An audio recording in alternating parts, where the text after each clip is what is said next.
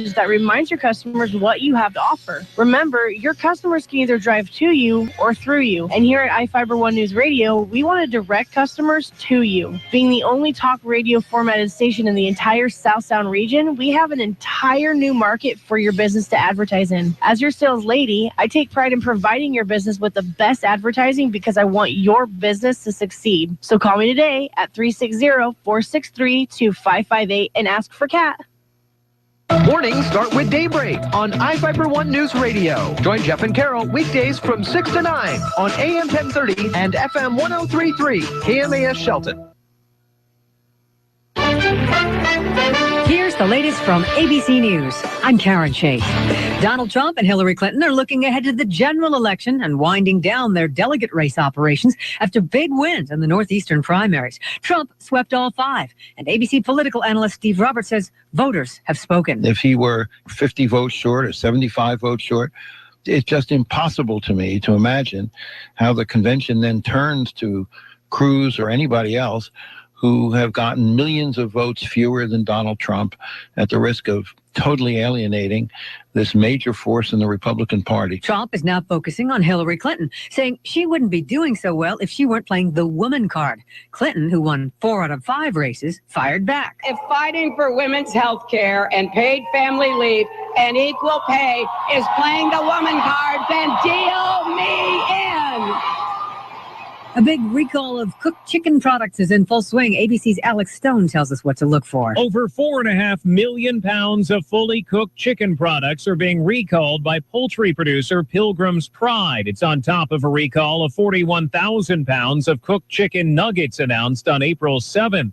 The recall comes after consumers and federal meat inspectors found foreign objects like wood, plastic, rubber, and metal in the chicken products. The USDA says a chicken was shipped to schools across the country. There have been no adverse reactions reported after eating the chicken. Alex Stone, ABC News. Violent weather rocked parts of the Mid-South overnight. Strong storms, including tornadoes, cut a path of destruction in Texas and Oklahoma. 60 million people from the Gulf Coast to the Carolinas are in the path of stormy weather today. Prince may not have left a will. His sister is asking a Minnesota court to let her and 5 half-siblings control his $300 million estate. Prince's movie, Purple Rain, will be shown in more AMC theaters Friday. The Hollywood Reporter says it's being expanded from 87 last week to 212. This is ABC News. Hey, Mom, I got your message. Do you need me to come home early? Hi, dear. We're all doing fine. The kids haven't slowed down all day, and thanks to Blue Emu, neither have I. But I thought you said... Well, I tried your father's Blue Emu Maximum Arthritis Relief Cream. It worked fast to relieve the pain in my achy muscles and joints. Blue Emu, huh? That's right, and it's odor-free. Blue Emu Maximum Arthritis Relief. Beat the pain and enjoy life. Available at Walmart and Walgreens. Spring is here. Now's the time to try something new. Open your road with a brand new Can-Am Spyder. Built for the open road, more stable than a motorcycle, and more open to the life around you. For a limited time, get 0% APR financing for 60 months or up to $2,500 rebate on select 2015 models. Visit your local Can-Am Spyder dealer today. Offer ends April 30, 2016. Certain conditions apply. See dealer for details.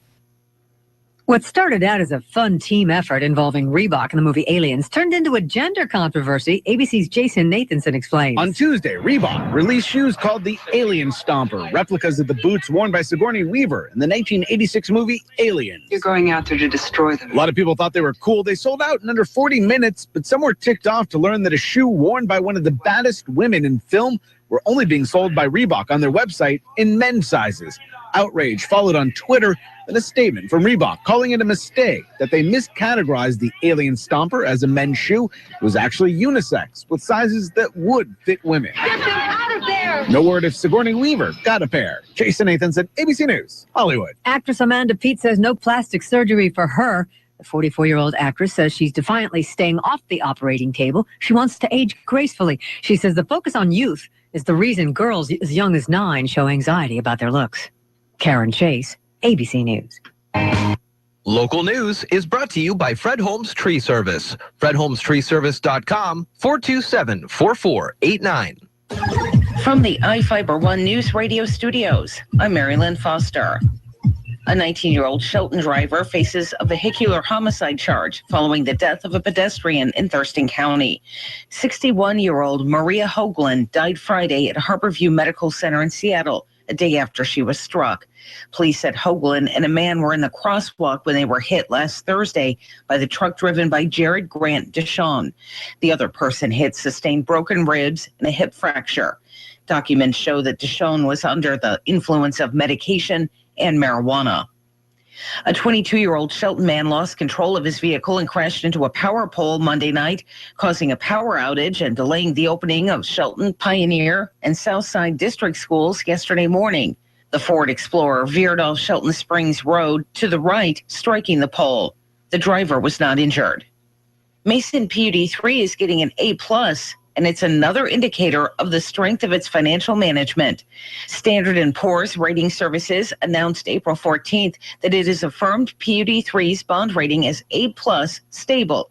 Annette Creekpalm, PUD manager, says they're excited by the affirmation of the excellent financial health of Mason PUD 3. The A+ Standard & Poor's rating shows that PUD 3 bonds are strong investments. Coupled with a 2010 Moody's investment rating of AA3, PUD 3's bond ratings are considered high grade. PUD 3 has won 11 consecutive Government Finance Officers Association Awards of Excellence for its annual reports. The utility's operations are inspected annually by the Washington State Auditor's Office and have not been subject to a finding in over 36 years. The Mason County Economic Development Council is hosting another roundtable. The topic this time is value-added agriculture, and the EDC has invited many businesses, farmers, food and beverage companies, and cannabis and wine companies. Director Lynn Longan told Daybreak what they're hoping to learn. I think what we're getting here is we're doing a SWOT analysis. So we're asking, it's not that you come and listen. We're not educating you at all on the industry. What we're asking is for you to bring your expertise to the table and help us. We don't particularly know what all of your challenges are to run that type of a business in the county. So we're asking you, come share with us. And then once we can figure out what those are, then we can figure out, so these are some strategies going forward. This is what we can do. And maybe it's not the EDC, but maybe it's the county changing permitting regulations maybe. Today's roundtable is part of a series with a goal to retain businesses in Mason County. Get more information on the EDC's website at choosemason.com. For iFIBER ONE News Radio, 1030 KMAS and FM 103.3, I'm Marilyn Foster. This Monday, you've got a chance to win tickets to the Mariners during Daybreak. Get clues during the Monday Morning Sports Report, and between 8:15 and 8:30, listen for the Mariners theme music, and you could be a winner. First caller with the right answer to 360-462-1041 wins a pair of tickets to the May 14th game against the Los Angeles Angels. Only one winner per household per season. For complete rules, check iFiber1newsradio.com. It's Mariners Monday on Daybreak.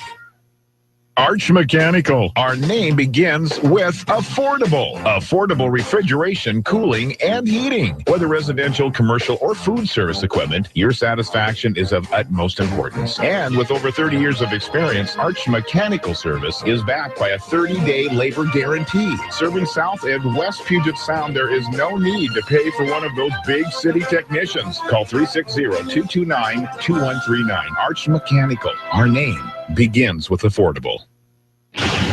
Now from the all-new Gillis Auto Center Sports Desk, here's Sean Wells. Capital took care of Mount Tahoma 7-2 on the pitch last night. The Cougars next face first place Central Kitsap on the road this Friday. Shelton Baseball is looking for their fourth conference win in a row this afternoon. High Climbers are hosting Lincoln at 4 p.m. Nathan Carnes pitched a gem for the Mariners as Seattle took care of business, taking down Houston 11-1. Carnes went 7 innings, giving up just 2 hits with 6 strikeouts. Robinson Cano was 2 for 4 at the plate with a monster grand slam in the 7th inning. 3-2 to Robbie. Swung on, driven to deep right center field. Ball's got some carry. Getting up, down, a grand slam for Robinson Cano. And the Mariners have broken it wide open at 9-0 over Houston. Cano finished with 6 RBIs in the game. The Mariners will go for the series sweep tonight at Safeco Field. Pre-game is live on iFiber One News Radio at 6 p.m. First pitch set for 7:10. iFIBER One News Radio, I'm Sean Wells.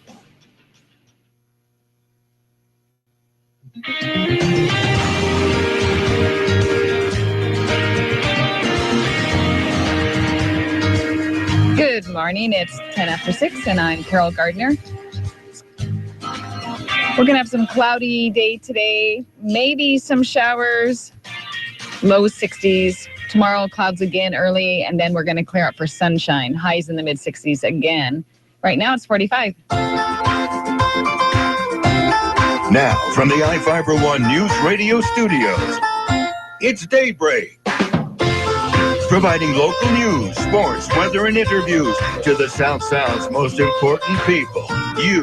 From business leaders to politicians, from activists for change to advocates for the poor, your neighbors and newsmakers are here on Daybreak. Well, good morning to you. It's 6:10 on a Wednesday morning. Daybreak, Jeff and Carol. Plenty of ways to contact with us. We've got the brand new iFIBER1newsradio.com. Enjoying reading the comments posted up there by folks on the website. Carol, it's seeing quite a few interactions on the all-new iFIBER1newsradio.com. Yeah, we've had some people comment. You just have to register. It's pretty easy to do, and you can post your comment. Yeah, for sure. So on there also, you can watch the Daybreak show. We air it live via the video stream here on iFIBER1newsradio.com, and you can find us on Twitter at iFIBER1Radio and on the Facebook at iFIBER1newsradio. Just search for that there in the top of the page. 6:10 and Wednesday morning. We have some great guests coming up today at 8:15. We'll have Christina Fremont. She's going to be on for Transit Talk, and she talks all things transit and how fun it can be to ride the bus and have an adventure. Mm-hmm. And then 8:45, we have Port Commissioner Dick Taylor and Interim Director Wendy Smith, and they'll talk about happenings at the Port of Shelton. 6:11 now at iFIBER1 News Radio, and we'll go through the rest of the morning's headlines. There's finally, so this was a 5-week trial. Carol, you thought there was no way they could get it done because they said, 4 weeks? Mm-hmm. What happened here with the auditor? Let's see. He was indicted. He escaped his 5 weeks federal fraud trial, but that doesn't mean others in the state government are any happier that he remained in office. Right. Inslee has serious questions about Troy Kelly's ability to keep serving. And then the King County scandal. I mean, there's kind of a cloud over him. Well, yeah, obviously there has to be. So is he up for election this year? Is his position up for election? I can't imagine. I think it is. So they may just say, all right. Just 6 more months. Just go sit over there. Yeah.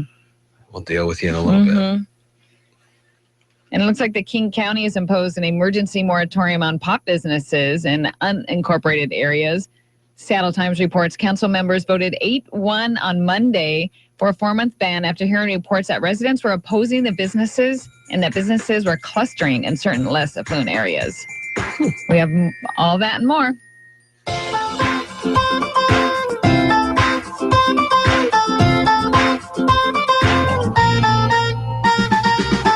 You're listening to Daybreak on iFIBER1 News Radio. Are you a do-it-yourselfer or a direct-it-yourselfer? Every weekend, people tell us about overspending on projects they could have handled themselves for lots less money. And we hear from people who ended up overspending because they tried to do something they should have called in a pro to tackle. Well, we'll help you sort it out. I'm Tom Kreitler. And I'm Leslie Segretti. Got a remodeling or a repair project? We can help you decide whether to do it yourself or direct it yourself this weekend on the Money Fit Home Improvement Radio Show. Saturdays at 10, Sundays at 7 on iFIBER1 News Radio. iFIBER1 News Radio wants to take this time to thank the sponsors of Mariners Baseball who help bring the games to you on AM 1030 and FM 1033. You can show your appreciation by supporting our local advertisers who bring you Mariners Baseball in the South Sound. When you support our local sponsors, you are supporting our local communities. More Mariner Baseball is on the way from iFIBER1 News Radio. Hi, everyone. This is Mark Tobert, your advertising consultant from iFIBER1 News Radio. Are you missing customers because you only market to a specific group? iFIBER One News Radio can help you hit a larger group of buyers with our diverse audience. We are 24 hours of local and national breaking news, award-winning talk radio, and primetime sports, including local high school sports. What does this mean to you? This means our listeners listen longer to entire programs and don't switch to another station when a commercial comes on. Our coverage in the Puget Sound area hits over 500,000 listeners, including Mason County, Thurston County, Grace Harbor County, King, Pierce, Joint Base Lewis McCourt, and Kitsap County to the Bremerton Naval Base. All advertising is 100% tax deductible. So how can you afford not to advertise? Call me, Mark Tobert, at iFIBER One News Radio to become a total audience plan advertiser. Just call 360-426-1030. iFIBER One News Radio, 1030 KMAS and FM 103.3 presents Daybreak.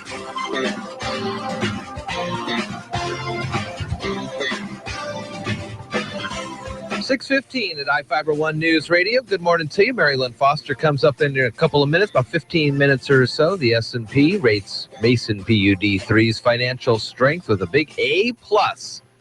And a stable bond rating. Also, Shelton Man crashes into the power pole, leads to the power outage yesterday that we had talked about during the morning show. An Olympian woman dies. Shelton Man faces vehicular homicide charges. And you can find that story on iFIBER One News Radio. Additionally, the Mason County EDC is hosting another roundtable today, and the topic is value-added agriculture. This upcoming Monday, Carol, we got another Mariners Monday contest, and we love to give away tickets to the Mariners. Brian was the big winner this past Monday. Yes, he was. And sports director Sean Wells has his sportscasts all throughout the mornings here on Daybreak, getting the clues you need to answer the question. And once again, between 8:15 and 8:30, listen for the Mariners theme music and be the first person with the right answer calling into the listener line. May 14th game is on the docket this time against the Los Angeles Angels of Anaheim, and it is the Root Sports Kyle Seager bobblehead night. You going? You get tickets to that thing? I am going. Oh, it's going to be a fun one. I was looking at all the I mean, they're not gifts. They're not prizes, promotions. That's what they are. Mm-hmm. And some of them are really cool. Like this upcoming weekend's Nelson Cruz bobblehead night, that the first two winners for Mariners Monday are going to be heading up to the safe for that game. And then it's beard hat night coming up in a little bit. Those things are so silly. Have you seen those? Yes. They're like knitted hats with beards on them.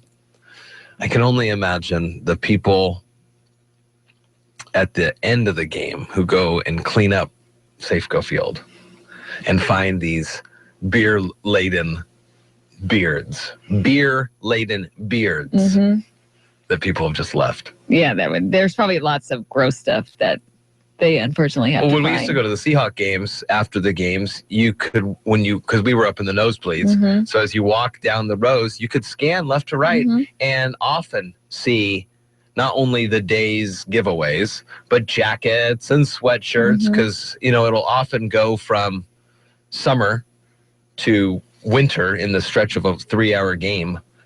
Oh, man. Lost and found must be great up there. Oh, yeah. No, 6:18 here. iFIBER One News Radio. The first Washington state official indicted in 35 years escaped conviction at his 5-week federal fraud trial. That doesn't mean no other state government officials are happy that he is remaining in office. The governor says serious questions remain about Troy Kelly's ability to keep serving.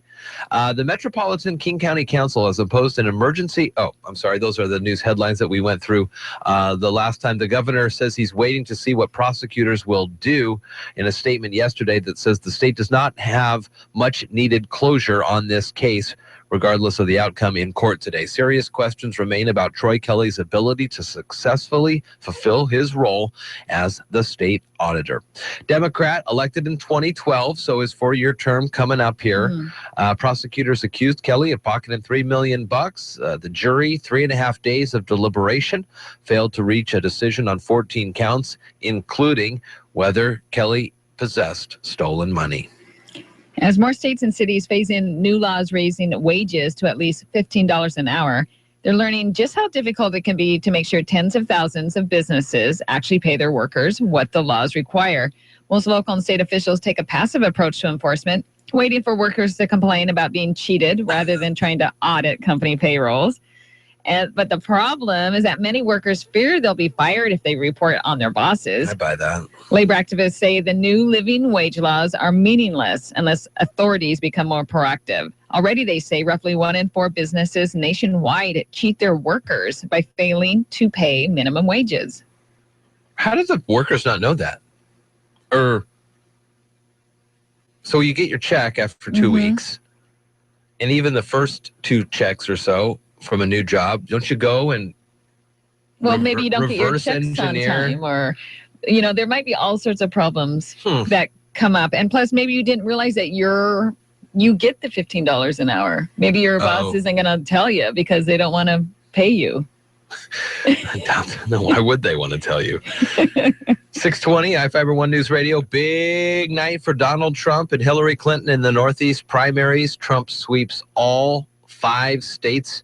Here's Andy Field with your political insights for this morning on iFIBER One News Radio. Here are your political insights from ABC News. A clean sweep for Donald Trump in the Northeast primaries. This is a far bigger win than we even expected, all 5. Hillary Clinton winning 4 of the 5 states, everyone but Rhode Island. With your help, we're going to come back to Philadelphia for the Democratic National Convention. Bernie Sanders beating Clinton in Rhode Island. Not only are we winning the overwhelming majority of Democratic votes, but we are winning independent votes and some Republican votes as well. But Sanders' Rhode Island win won't make a dent in Clinton's huge delegate lead. With 90% of the delegates she needs to win the nomination. Sanders insisting he's in till the end. Ted Cruz had a bad night, but hopes his tag team state vote splitting with John Kasich will prevent a Trump first ballot win. Cruz's next big contest, Indiana, where he thinks he can beat Donald Trump. Those are your political insights. I'm Andy Field, ABC News. 621, and coming up here at iFIBER One News Radio, we've got Mary Lynn Foster's news, Sean Wells with sports, and a story about a Bellingham man recounting his run-ins with Prince. All coming up here on Daybreak.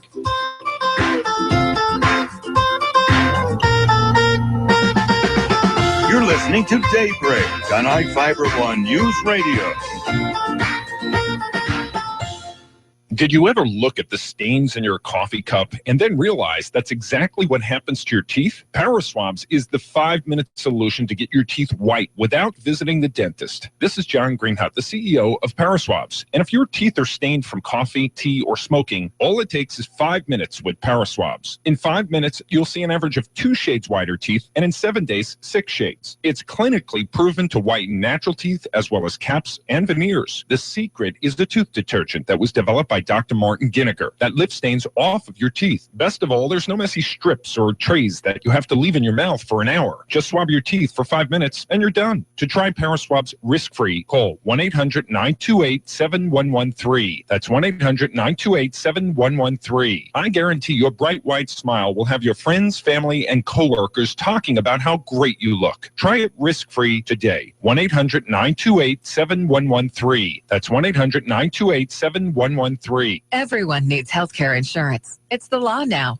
And if you're still without a plan, Mason General Hospital can help you get started. Register now to avoid a fine on your taxes. Go online to Mason General Hospital's homepage and click on Washington Health Plan Finder, where you can browse the various health plans available. When you find the plan you want, call Mason General's project supervisor, Susanna Lopez, who will see if you qualify and help you get registered. It's easy. Just click, compare plans, and call 432-7766. Mason General Hospital and family of clinics. Equal opportunity provider. Translation services provided. Mason General and family of clinics. At highway speeds, the average text takes your eyes off the road for about 5 seconds. That's enough time to travel the length of a football field. Stop texts. StopWrecks.org. Brought to you by the National Highway Traffic Safety Administration and the Ad Council. iFIBER One News Radio, 1030 KMAS and FM 103.3 presents Daybreak.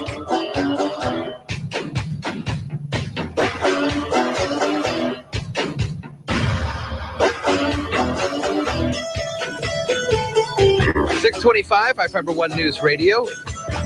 Transit Talk with Christina Fremont coming our way at 8:15, and Port of Call at 8:45 with Commissioner Dick Taylor and Interim Director Wendy Smith.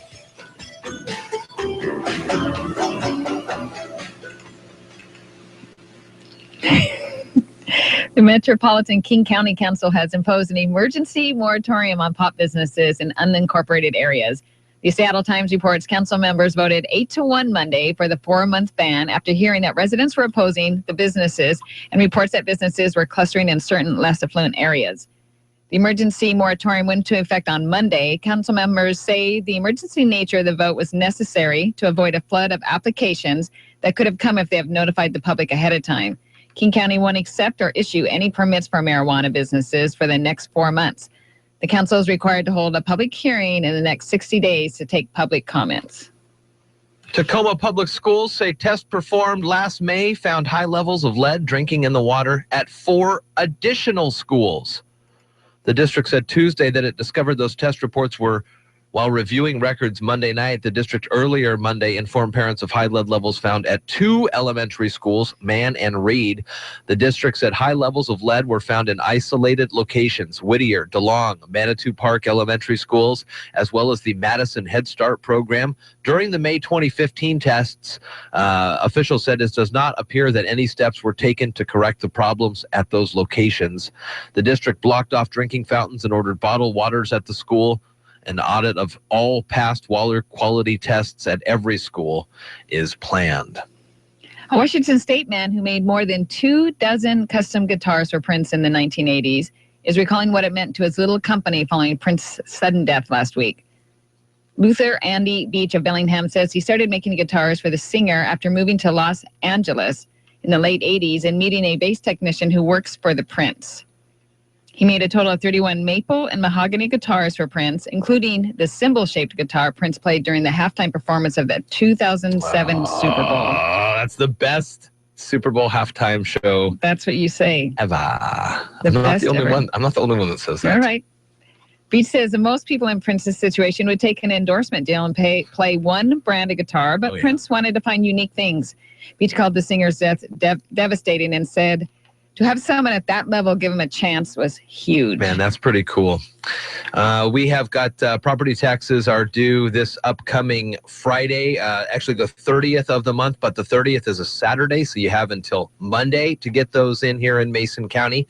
You can go into the offices, pay online, or have it postmarked, but it has to be postmarked on or before Monday, May 2nd. That is for property taxes. They are out and about, so get those in. Due normally the end of April, but because of it's a weekend, you have until Monday to do so. 627, Marilyn Foster is coming up in just a little bit here on iFIBER One News Radio. And we have a story about the Kennewick man here, but our software is not syncing up. 1 second here. A bill has been introduced in the U.S. Senate to require the federal government to give the bones of Kennewick Man back to the Indian tribes from which he descended. The bipartisan bill was introduced Tuesday by Senator Barbara Boxer and Senator James Inhofe. Calls for the Army Corps of Engineers to repatriate the 9,000-year-old skeleton back to the tribes for reburial. The language on Kennewick Man was originally introduced last year by Washington State Senator Patty Murray. Remains discovered back in '96 near the Columbia River in Kennewick. Washington triggered a lengthy legal fight between the tribes and the scientists. Kennewick Man is one of the oldest and most complete skeletons found in North America. Last year, new genetic evidence determined the remains were closer to modern Native Americans than any other population in the world. That's a pretty. You ever follow that Kennewick Man story? You seen pictures of that thing? That's pretty cool. 629 iFIBER One News Radio. We've got the latest in news coming up next from Marilyn Foster. More news from ABC on the way as well. We are just 100 days away from the Rio Olympics. And Reebok is in a little bit of controversy this morning. You're listening to Daybreak on iFIBER One News Radio. Local news is brought to you by Shelton Health and Rehabilitation Center. Find them online at sheltonhealthandrehab.com. From the iFIBER ONE News Radio studios, I'm Marilyn Foster. A 19-year-old Shelton driver faces a vehicular homicide charge following the death of a pedestrian in Thurston County. 61-year-old Maria Hoagland died Friday at Harborview Medical Center in Seattle, a day after she was struck. Police said Hoagland and a man were in the crosswalk when they were hit last Thursday by the truck driven by Jared Grant Deshawn. The other person hit sustained broken ribs and a hip fracture. Documents show that Deshawn was under the influence of medication and marijuana. A 22-year-old Shelton man lost control of his vehicle and crashed into a power pole Monday night, causing a power outage and delaying the opening of Shelton, Pioneer, and Southside District schools yesterday morning. The Ford Explorer veered off Shelton Springs Road to the right, striking the pole. The driver was not injured. Mason PUD3 is getting an A+, and it's another indicator of the strength of its financial management. Standard & Poor's Rating Services announced April 14th that it has affirmed PUD3's bond rating as A+ stable. Annette Creekpalm, PUD manager, says they're excited by the affirmation of the excellent financial health of Mason PUD3. The A+ Standard & Poor's rating shows that PUD3 bonds are strong investments. Coupled with a 2010 Moody's investment rating of AA3, PUD3's bond ratings are considered high grade. PUD3 has won 11 consecutive Government Finance Officers Association Awards of Excellence for its annual reports. The utility's operations are inspected annually by the Washington State Auditor's Office and have not been subject to a finding in over 36 years. The Mason County Economic Development Council is hosting another roundtable. The topic this time is value-added agriculture, and the EDC has invited many businesses, farmers, food and beverage companies, and cannabis and wine companies. Director Lynn Longan told Daybreak what they're hoping to learn.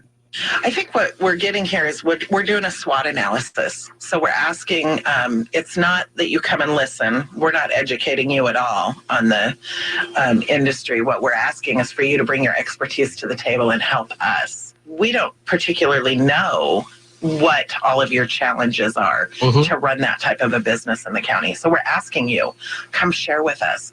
And then once we can figure out what those are, then we can figure out, so these are some strategies going forward. This is what we can do. And maybe it's not the EDC, but maybe it's the county changing permitting regulations maybe. Today's roundtable is part of a series with a goal to retain businesses in Mason County. Get more information on the EDC's website at choosemason.com. For iFIBER ONE News Radio, 1030 KMAS and FM 103.3, I'm Marilyn Foster. Gillis Auto Center in Shelton. Best deals, best price, best trade, and low payments. Truck Month continues at family-owned Gillis Auto Center. With our entire truck inventory discounted for this event. Dodge Ram, built Ram tough with huge rebates and a great selection. Get 0% interest OAC or up to an $8,000 rebate on the Dodge Ram Bighorn Crew Cab. Just go to Gillis. The all-new Gillis Auto Center in Shelton. City Center Matlock exit and 24/7 at GillisAutoCenter.com. Series tilt in the NBA playoffs. I'm Dave Packer reporting on sports. The Pacers gave Toronto all they could Tuesday night, but couldn't hold the late lead. DeRozan, 3-ball for the lead. Good! Down the bottom of the well for DeRozan. Toronto up 95-92. Eric Smith on Sportsnet 590. Paul George's 39 points wasn't enough for the Pacers. Raptors took Game 5, 102-99. DeMar DeRozan had 34. In Atlanta, Game 5 was a blowout. Hardaway, he's going to break in alone. And he jams! And the Hawks lead 107-73. A 34-point lead. Steve Holman on WCNN. Hawks crushed Boston 110-83. Celtics point guard Isaiah Thomas left in the fourth with an ankle injury, but says he'll play in Game 6. Clippers host Portland in Game 5 Wednesday night, but it'll be without Blake Griffin and Chris Paul. Paul out indefinitely with a broken hand. Griffin gone from the postseason with a quad injury. To the diamond, 3 times a charm for Andrew McCutchen. Line to right field, and Carlos Gonzalez is going to fake everybody out, but it's a line drive opposite field home run. It just clears the wall. A 3-homer game for Andrew McCutchen. On KDKA, Pittsburgh down Colorado 9-4. Yoenis Cespedes came back from a 3-game absence with a bang. Swinging a drive, left field, hooking, it's high, it is off the very top of the wall. One run scores, and now they're saying home run. On WOR, Cespedes tied the game. David Wright singled in the go-ahead run shortly after. Mets beat Cincy 4-3. And for the second night in a row, a walk-off in Minneapolis. Line to center field, it's a base hit, it's going to be a winner. Dozier around third, Dozier scores. The call on TIBN, Miguel Sano was the hero. Twins beat the Tribe 6-5. It was a big night for Robinson Cano, a grand slam and 6 RBI. He surpassed the 1,000 career RBI mark with his first 2 in the Mariners' 11-1 defeat of the Astros. I'm Dave Packer, ABC Sports. Previously on the Under the Hood Show. This is Big Glenn. Hey, Glenn, go ahead. I've got an 87 Honda that I just picked up for a song, like $100, and it runs beautifully at 305,000 miles. Quite impressive. But when you start it, you have to start it 3 times to get the automatic choke to kick in properly. So what, Glenn? It was $100. Go under the hood, Saturdays at noon on iFIBER One News Radio, AM 1030 and FM 1033.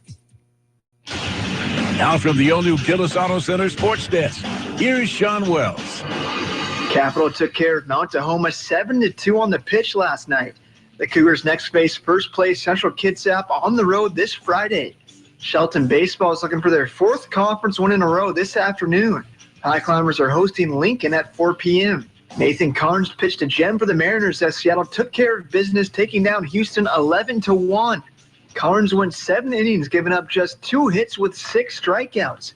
Robinson Cano was 2 for 4 at the plate with a monster grand slam in the 7th inning. 3-2 to Robbie. Swung on, driven to deep right center field. Ball's got some carry. Getting up, gone, a grand slam for Robinson Cano.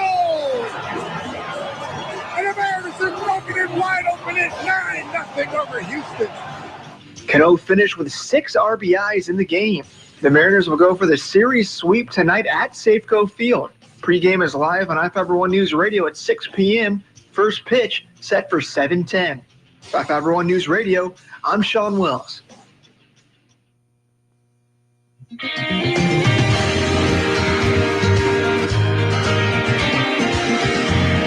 Good morning. It's 6:36. It's cloudy with maybe some showers today, but there'll be some sunshine. We're going to have highs in the low 60s. Tomorrow we'll have clouds early, and then it's going to clear out to be a beautiful sunshiny day. Highs in the mid 60s, and right now it's 44. Now, from the iFIBER One News Radio studios, it's Daybreak. Providing local news, sports, weather, and interviews to the South Sound's most important people. You. From business leaders to politicians, from activists for change to advocates for the poor. Your neighbors and newsmakers are here on Daybreak. 637, iFIBER One News Radio. Good morning, AM 1030 and FM 1033. I'm Jeff Slakey along with Carol Gardner on a Wednesday morning, Carol, and it's almost the end of April already. I know. I think I don't even realize it's Wednesday. It seems like a Tuesday to me for some reason. Well, that'll be nice for you when it's Friday and you think it's Thursday. I know. And I'm like, what? Today's the last day of the week. Awesome. So we got a good show here for you today with Transit Talk and Christina Fremont at 8:15 and Port of Call today. Port Commissioner Dick Taylor, Interim Director Wendy Smith will be on with us at 8:45. 7 o'clock brings us ABC News. We continue on throughout the morning, and we just heard from Mary Lynn Foster. So a lot of those stories that we are hearing about are on the brand new iFIBER1newsradio.com. Just one of the ways that you can connect with us on the Twitter as well at iFIBER1 Radio. Facebook, like our page, get our news right on your own news feed. Just search for iFIBER1 News Radio in the search bar. And of course, we've launched that new iFIBER1newsradio.com, and you can comment, post, share, and even watch the Daybreak show on the brand new website. Yeah, for commenting, we have gone through our different stages of how we've had people comment. And now you don't have to be on Facebook to comment on our stories on our website. You can just register and then you can post your comments. So it's going to be better for people that don't have Facebook. And before we didn't even have you registering, but now we're back to you have to register, and then you can just post your comments, and then you can edit your own comments. I must say, we don't have to worry about that part. Daryl, is it Daryl that wrote about the commenting and the Facebooking and He's stuff? He's one of them. So he makes a good point about, now that we have to be registered, you have to be held accountable again. Mm-hmm. And he says, because there was another story about another guy that was making poor comments, right, and how it could impact, employment perhaps, depending on the types of comments you make. And pretty good stuff there, iFIBER1newsradio.com. It's 6:39, and coming up this Monday, we've got Mariners Monday Trivia Contest on Daybreak. Listen for the Sports Report with Sean Wells. And this week, it is another May 14th game. Pair of tickets to that one against Los Angeles and Root Sports Kyle Seager Bobblehead Night. Also coming up this morning, Carol, got a tip for you, avocado fan. I do love avocados. They're so good. I, for the longest time, did not eat avocados or guacamole. Because it was green? Because it was green, and it was kind of a weird texture. And then one of the days, I don't know, I had an avocado. Stephanie probably got me into this. Kaiser loves avocados. Anyways, around the internet today, there is a story about how to ripen an avocado in 10 minutes. Because sometimes you go to the store and they either just got the fresh shipment or something is going on and they're a little firm. And so I have found that if they're firm, it's hard to eat them. It's hard to scoop them out and stuff like that. Well, they're not done. Because they're not ripe, exactly. So I'll give you a quick tip on how to get them ripe quickly. All right. The other tell, and you may know this, you got the avocado and then they have that little nub on the end. If the nub just kind of flops off, you're good to go. Yeah. It's nothing worse than getting an overripe avocado. There's way worse things. The worst thing is getting... there is worse things, I agree. But and I'll stick with this. The worst thing is getting an avocado, you open it up, and the pit is 90%, and there's no meat inside. Actually, there's one more worse thing. Stringy avocado. Those are horrible. You ever tried to grow avocado? Oh, yeah. I'm over 6. Daybreak on iFIBER1 News Radio. Is your business targeting the state's largest payroll? Military personnel at JBLM and Naval Base Kitsap surpass all others, and Swarner Communications gives your businesses direct reach into those markets with newspaper advertising, face-to-face events, email blasts, mobile marketing, reputation management, and more, all for one affordable price. Call Swarner Communications today, 253-584-1212. Hi, I'm Ken Slater, the Roof Doctor. If you're like me, your family's important, so make sure that they're well taken care of. One of the best ways to do that is to provide a safe and warm home to live in. For over 50 years, the Roof Doctor has been helping families stay safe and warm by building roofs that last for generations. Our teams have some of the most experienced roofers in the area, and we only use the highest quality materials to keep your family safe, warm, and dry. That's the Roof Doctor. Give us a call. We love hearing from our listeners and sharing their stories with you. Hi, I'm Jody Hankey. Today we're featuring a Virginia farmer who says his success comes from mimicking nature as he's living the country life.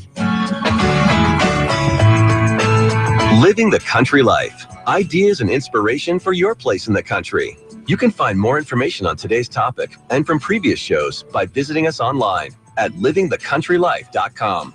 We'll return to the show after these messages.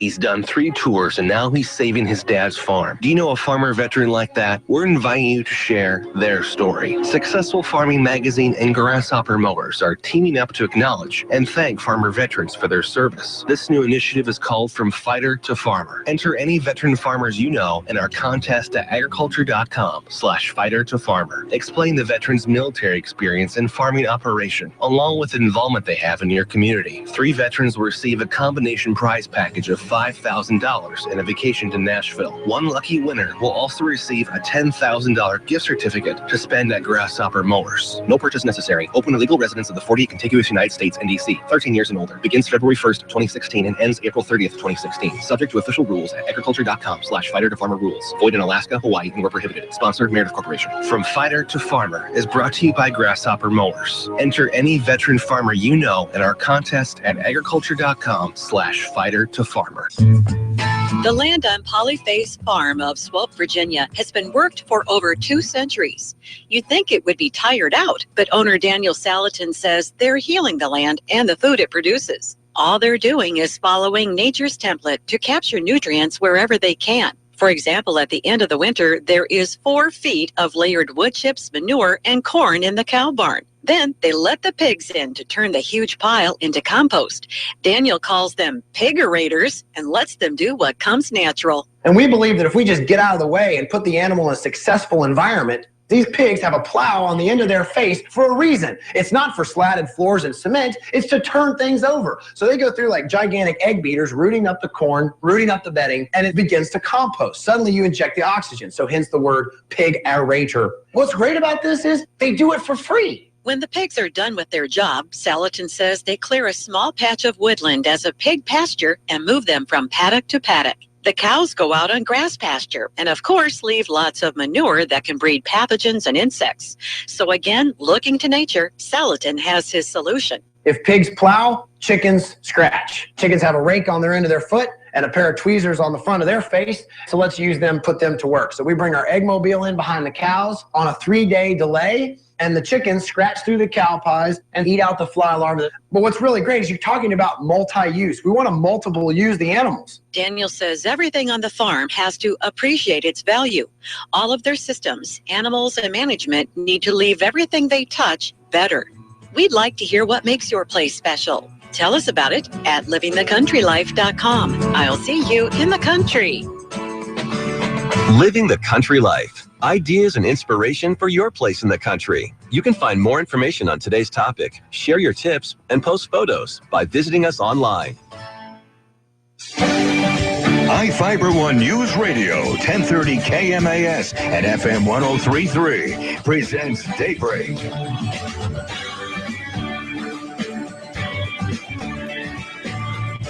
So, yes. 6:47, iFIBER One. It's a chilly morning here. Got my sweater on. I'm like, what? I am really warm. Carol's over having a heat wave. Yes. Tropical heat wave. Major heat wave going on. Do you like this one? Yeah, it's not bad. I don't think I've ever worn it before. Different look for you. Coming up, what's coming up, Carol? All right, well, we have Mary Lynn Foster's news coming up about 7 o'clock, and she's going to give us information on the Mason PUD had a good rating, A+ stable bond rating from the S&P. Oh, that's good. And a Shelton man crashed into a power pole, and that led to that Tuesday morning power outage. An Olympia woman dies, and a Shelton man faces a vehicle homicide charge. And she talks about the Mason County Economic Development Council that's hosting another roundtable, the topic value-added agriculture. And coming up on ABC News. I'm Sherry Preston, ABC News. It's looking a little more likely we may not have a contested convention this summer in Cleveland after all. We'll have the latest on the GOP race for president coming up. Yeah, I've been watching a lot of the political show. I mean, I watch them all the time, but there's one guy I watched, Steve Karnacki. He's like the numbers guy now on MSNBC. Remember when Tim Russert used to have his whiteboard? Yeah. He would do the Electoral College. Now they got this big, gigantic TV screen, and you can touch it and draw on it. Anyways, he's been crunching the numbers for months on this Trump thing, and every time he does it, it looks pretty darn good that there won't be a contest. Like he has it figured out that going into the final state of California, he is likely to be 100 delegates away. And there are 50, there's like 200 delegates or something, 300 or something like that, maybe more than that in California. So the odds of this happening, no contested convention, Trump, and it looks like Hillary, it's Trump-Hillary in November. Yeah. What? What? I know, but yeah. First, I won't even mention his name. Well, we've got we've got a fun clip that we'll play. I want to give us your comments on it. First, Washington state official indicted in 35 years escaped conviction at his 5-week federal fraud trial, but that doesn't mean others in state government are happy that he remains in office. Governor Jay Inslee says he's waiting to see what prosecutors will do next. Inslee said in a statement yesterday the state does not have much needed closure to this case, regardless of the outcome. Serious questions remain about Troy Kelly's ability to successfully fulfill his role as state auditor, Inslee wrote. Kelly was elected in 2012, so I believe his term, regardless, is coming up soon anyways. So we'll see what happens with potential, getting him out of office early, and that could end up costing way more than just going for it. Is he still on paid leave? Or? Yeah, I believe so. We are going to be talking, we're going to try to connect with 35th District Representative Drew McEwen today. He has been on the air with us throughout the session, talking often about the Troy Kelly case. So we'll see what he has to think about that. What else is happening this morning? Police are investigating after a man found skeletal remains in a wooded area near his property in Renton. Renton police said in a news release yesterday that officers confirmed the remains were human and probably male. They say the remains may have been in that area since sometime in 2015. Police found no obvious signs of foul play, and they say the person may have had light hair and that he may have been older based on some osteoarthritic deposits. The remains have been turned over to the King County Medical Examiner's Office, and they are going to work to identify the person and to determine the cause and manner of death. And if you have any information, please call the Renton Police at 425-430-7500. We'll have that on the website later. Officials for the Hanford Nuclear Reservation are trying to determine if a second giant tank containing radioactive waste from the production of plutonium for nuclear weapons is leaking. Hanford officials said Tuesday that filters inside an aging tank known as AY-101 recently showed radiation at higher than normal background levels. They say video inspection of the tank showed no evidence that the radioactive waste had leaked from the primary tank into the space between the two walls.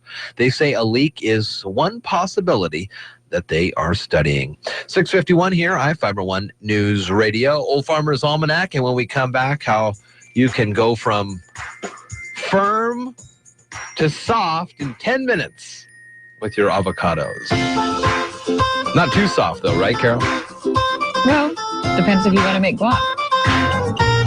I'm talking overripe and soft. You're listening to Daybreak on iFIBER One News Radio. Does a southerly breeze blow south or north? We'll get you pointed in the right direction on the Old Farmer's Almanac Radio Report.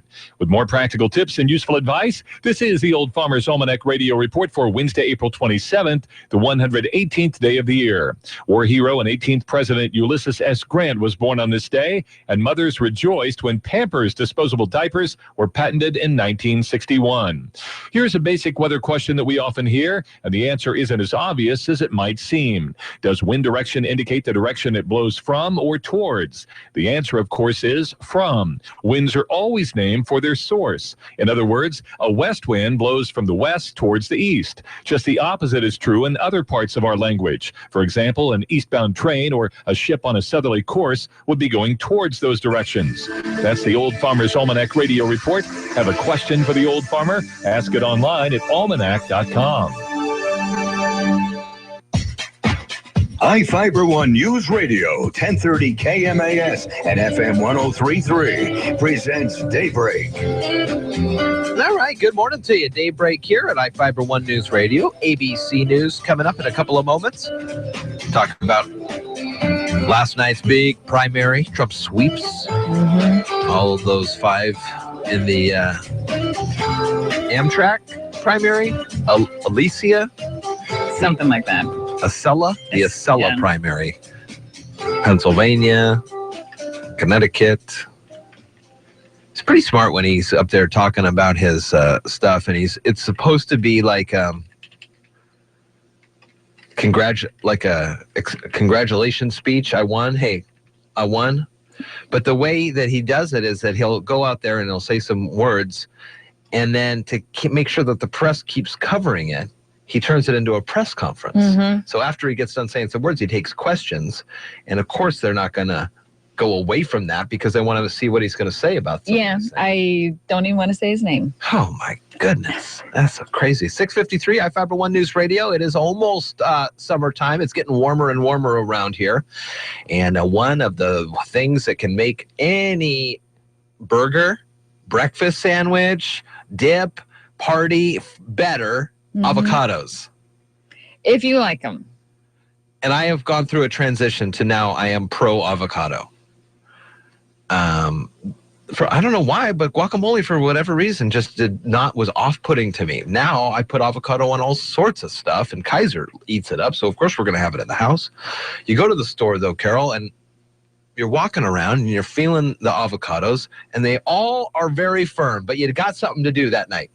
You got people coming over. You've already promised your world-famous dip, guacamole dip. What are you going to do? You can't not have it. So you buy these avocados. And hope for the best. And I'm going on the idea that anything on the internet is true right now. I know it's not true, but for this sake of this argument, it is.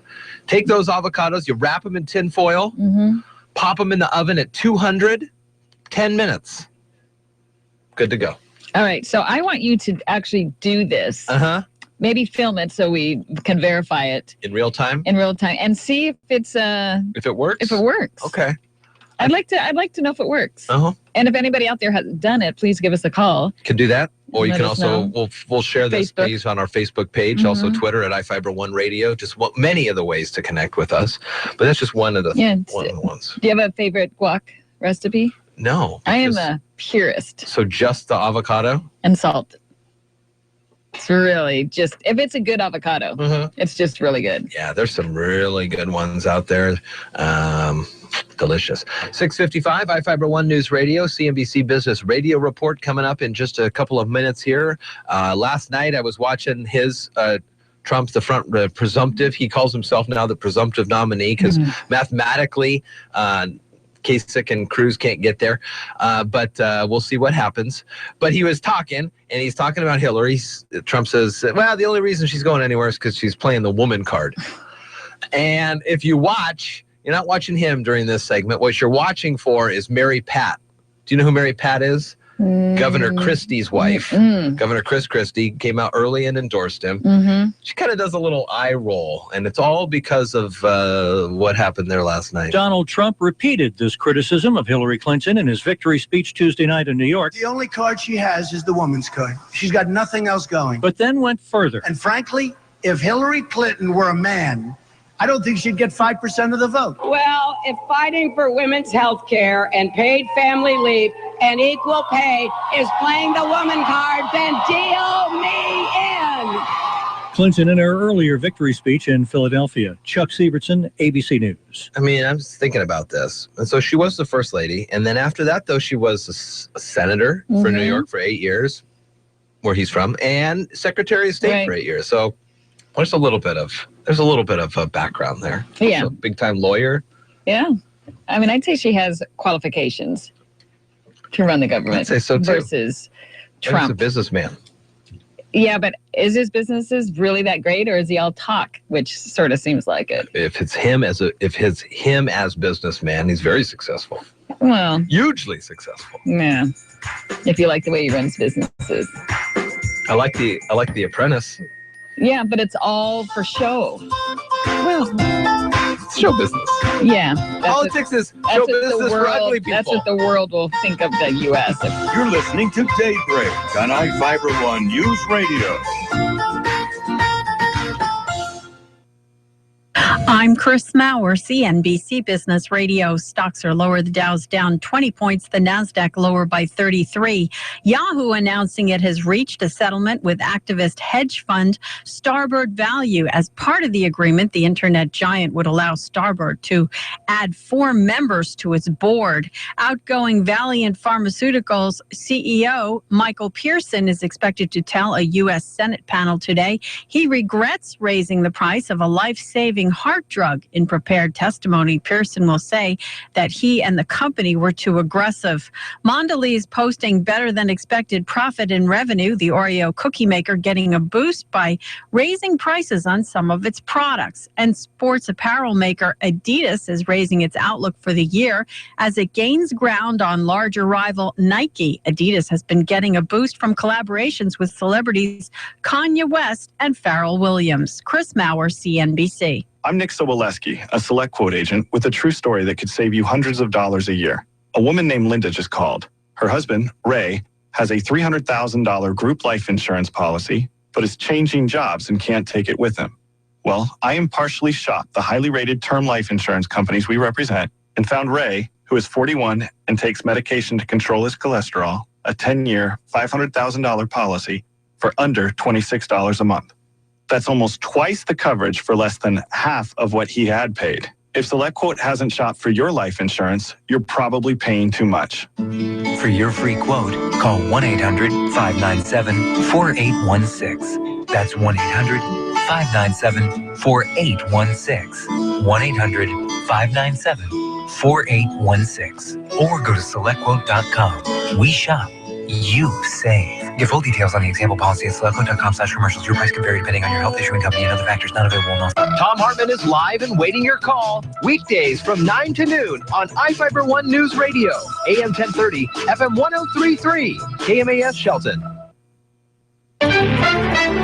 Here's the latest from ABC News. I'm Karen Chase. Republican presidential hopeful Ted Cruz is promising a major announcement this afternoon. No confirmation on what it is, but aides have previously said he is considering Carly Fiorina as a running mate. Meanwhile, the pivot has begun. Hillary Clinton and Donald Trump are aiming barbs at each other, apparently believing the delegate race is over. ABC's Chuck Sievertson tells us Trump claims Clinton is winning because she's a woman. Donald Trump repeated this criticism of Hillary Clinton in his victory speech Tuesday night in New York. The only card she has is the woman's card. She's got nothing else going. But then went further. And frankly, if Hillary Clinton were a man, I don't think she'd get 5% of the vote. Well, if fighting for women's health care and paid family leave and equal pay is playing the woman card, then deal me in. Clinton in her earlier victory speech in Philadelphia. Chuck Sievertson, ABC News. Math grades are falling for high school seniors. The nation's report card says math scores dropped by 2%, reading scores didn't improve, and only a third of all students were prepared for college. The outgoing CEO of a major drug company has some explaining to do today to a Senate committee about big price increases. More from ABC's Megan Hughes. Valiant Pharmaceuticals is a company under fire, and members of Congress will examine it as part of an investigation into skyrocketing drug costs. The firm's strategy involved acquiring drugs and hiking their prices, rather than investing in R&D. It became a Wall Street darling until its accounting and management practices came under investigation. CEO Michael Pearson, who's on the way out, will testify at the hearing, as will its former CFO and investor Bill Ackman. Megan Hughes, ABC News, Washington. The surprise encore after Broadway's School of Rock was sung by Stevie Nicks. She sang Rhiannon, backed by the show's young band members. Nicks recalled she once telephoned Prince to ask him for help in writing her song Stand Back, and was stunned when he arrived at the studio in 20 minutes. This is ABC News. In that neighborhood, it was almost impossible to get what we could afford. So I had set up alerts on Zillow to say, if anything in this area ever comes below a certain price point, it just popped up one day and I was like, oh God, we have to go see it. It's a really wonderful neighborhood. And then to add on to that, how wonderful the house is so cool. Home means something different to everyone. With millions of homes for sale or rent on Zillow, whatever home means to you, Zillow can help you find it. A great business needs a stunning website. And with Wix.com, you can do it all by yourself. Wix.com makes it easy to look amazing online, no matter what type of business you're in. Show off your images in a beautiful gallery, grow your contact list, and get all your social media in one place, just the way you want. Your customers are going to love it. So what are you waiting for? Show the world what you can do. Go to Wix.com and create your stunning website today. It's easy and free. If you're buying a major appliance, a big store may be a better place to go. ABC's Daria Albinger tells us why. Need to replace a major appliance like a refrigerator or a washing machine? A lot of stores have them on sale this time of year, but Fat Wallet's Brent Shelton says that bargain basement place may not save money in the long run. The home improvement stores are so big that they already have a staff that delivers. They'll have service people too. They can send out somebody from Home Depot that's a reputable service person to come fix your issue that you have. Stores like Home Depot or Lowe's will also usually haul away your old appliances for free. Daria Albinger, ABC News. The tape of the 911 call Kid Rock made when his assistant was killed in an ATV accident at his Nashville home reveals a heated exchange that may have delayed emergency help. The musician repeatedly demanded an ambulance, and the dispatcher kept insisting on more information. Officials point out when people call 911 on cell phones, their addresses don't immediately appear. Karen Chase, ABC News. Local news is brought to you by Shelton Health and Rehabilitation Center. Find them online at sheltonhealthandrehab.com. From the iFIBER ONE Newsradio studios, I'm Mary Lynn Foster. A 19-year-old Shelton driver faces a vehicular homicide charge following the death of a pedestrian in Thurston County. 61-year-old Maria Hoagland died Friday at Harborview Medical Center in Seattle, a day after she was struck. Police said Hoagland and a man were in the crosswalk when they were hit last Thursday by the truck driven by Jared Grant Deshawn. The other person hit sustained broken ribs and a hip fracture. Documents show that Deshawn was under the influence of medication and marijuana. A 22-year-old Shelton man lost control of his vehicle and crashed into a power pole Monday night, causing a power outage and delaying the opening of Shelton, Pioneer, and Southside District schools yesterday morning. The Ford Explorer veered off Shelton Springs Road to the right, striking the pole. The driver was not injured. Mason PUD3 is getting an A+, and it's another indicator of the strength of its financial management. Standard & Poor's Rating Services announced April 14th that it has affirmed PUD3's bond rating as A+ stable. Annette Creekpalm, PUD manager, says they're excited by the affirmation of the excellent financial health of Mason PUD3. The A+ Standard & Poor's rating shows that PUD3 bonds are strong investments. Coupled with a 2010 Moody's investment rating of AA3, PUD3's bond ratings are considered high grade. PUD3 has won 11 consecutive Government Finance Officers Association Awards of Excellence for its annual reports. The utility's operations are inspected annually by the Washington State Auditor's Office and have not been subject to a finding in over 36 years.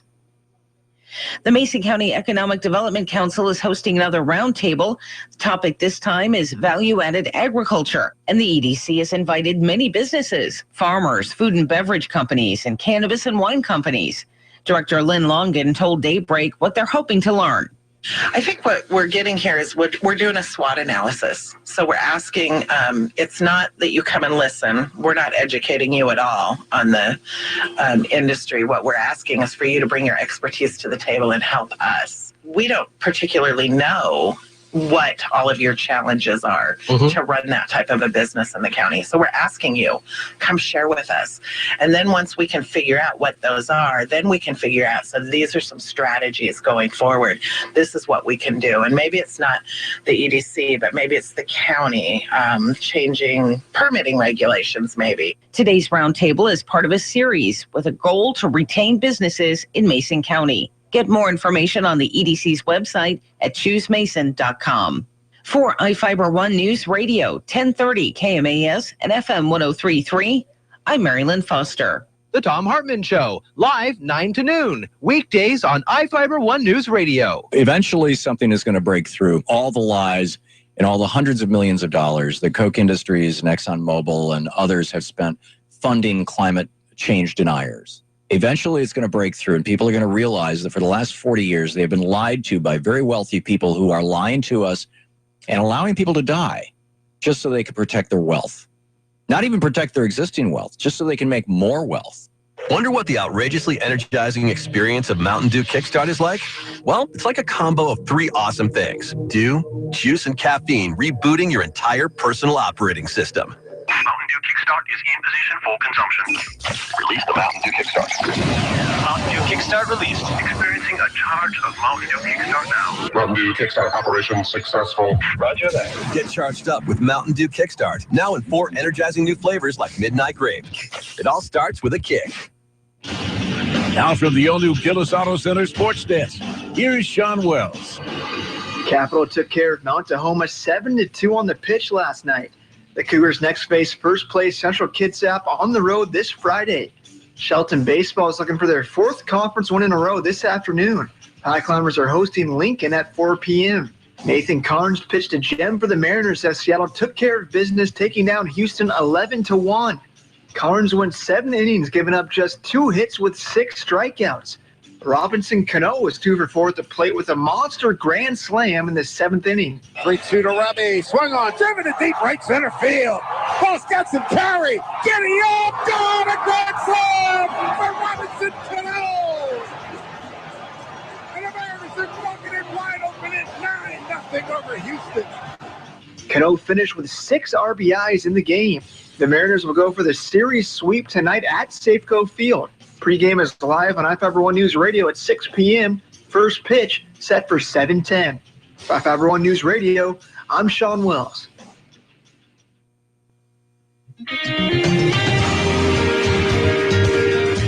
Good morning. It's 10 after 7, and I'm Carol Gardner.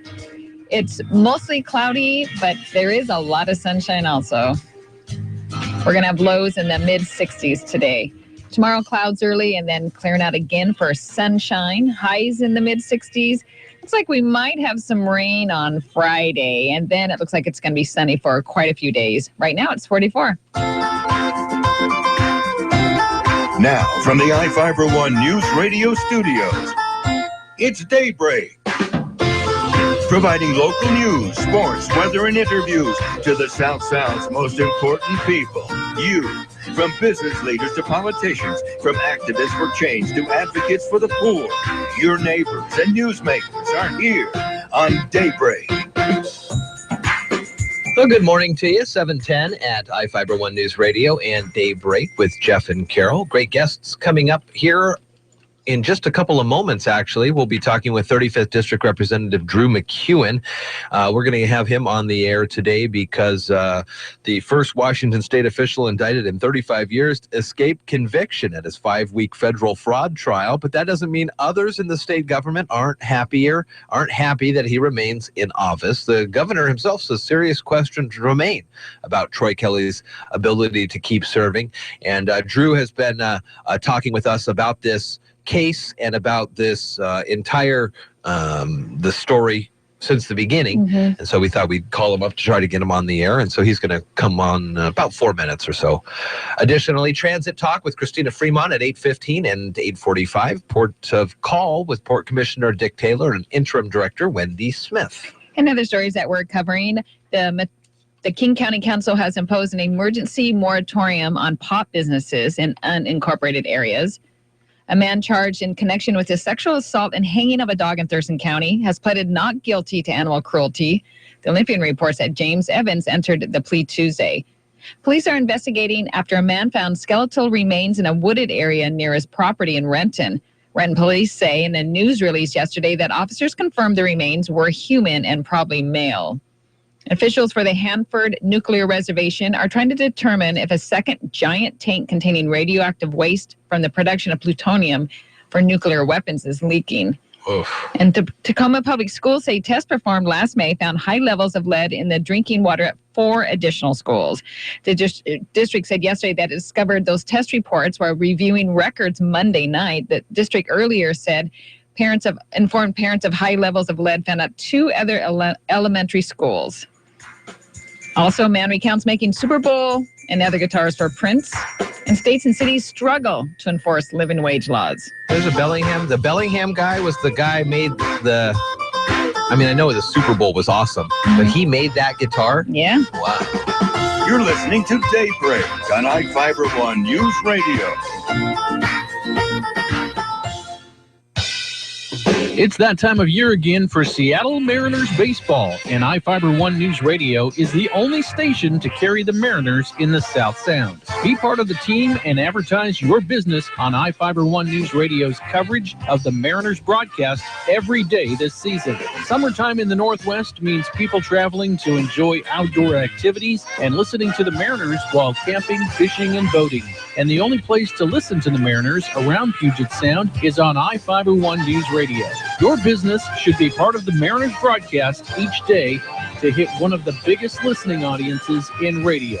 Choose from packages that get you on every game or every inning of over 150 games this season. Call the sales team at iFiber One News Radio today at 360-426-1030 or email us at sales@ifiber1.com and sign up to be part of the great season of Mariners baseball. This is Mark Neary, Assistant Secretary of State, reminding you the presidential primary is May 24th. Don't forget to vote and return your ballot no later than Election Day. Official ballot drop boxes close at 8 p.m. on May 24th. Both the Democratic and the Republican ballots will appear on a single consolidated ballot. Unlike other elections, you may only vote for one candidate on your ballot. For more information, visit vote.wa.gov. Sponsored by the Office of the Secretary of State as provided by law. Hi, this is Terry Allen with a look at the community calendar on iFiber One News Radio. Nonprofits post your events on iFiber1newsradio.com. The Mason County Senior Activity Center sponsors bingo karaoke at the Shelton Pavilion Friday the 25th from 7 to 10. Lots of excitement and humor in this mixture of bingo games and singing. Beverages and snacks. Stores open at 6 p.m. for adults 21 and up. This month's theme, superheroes. For iFiber One News Radio, I'm Terry Allen. iFiber One News Radio, 1030 KMAS and FM 103.3 presents Daybreak. All right, good morning to you. It is Daybreak at iFiber One News Radio. On the phone line with us this morning, 35th District Representative Drew McEwen. Morning, Drew. Good morning, Jeff. How are you today? Doing well. Good to get you on the line here. We thought after this announcement here about the auditor not guilty of lying, hung jury on other issues, thought to get you on because you have talked with us many occasions about this story. And what are your thoughts after hearing this? Yeah, it's certainly I was never privy to the evidence, and I never, our press, which was a bipartisan move to impeach him, never dealt with the federal charges. It was that he had abandoned his post as an elected state auditor and had unconstitutionally delegated his authority to a non-elected individual, and those were the issues, and that's undisputed. The Speaker just never chose to bring those impeachment charges to a floor vote, even though we had bipartisan support on it. So there's that end of it, and then there's the federal issue that that's always been between him, the prosecutors, and the jury. I mean, admittedly, I'm a little surprised, but the fact that they deadlocked on all but one count, kind of throws us back at the prosecutors, and are they going to pursue the trial yet again? And I think those are always delicate questions for them to answer because of the cost and then reevaluating the strength of their case. I believe that he is up for re-election if he decides to go that route regardless this year. So right. Is the state going to do anything more to admonish him, or are they just going to say we've got a couple months left, let's just get through this? Yeah, I mean, the fact that we didn't deal with it during the during the session, that the Speaker didn't want to take that move during session, there's no way that anything's going to happen between now and November, and all indications are he's not running again. I think even he realizes that that's a losing proposition, regardless, whether it's a Democrat or Republican. And there are, in fact, there's, I believe, 2 Democrats and Republican running for it. So. Oh, okay. Yeah, so I think even he realizes that ship has sailed.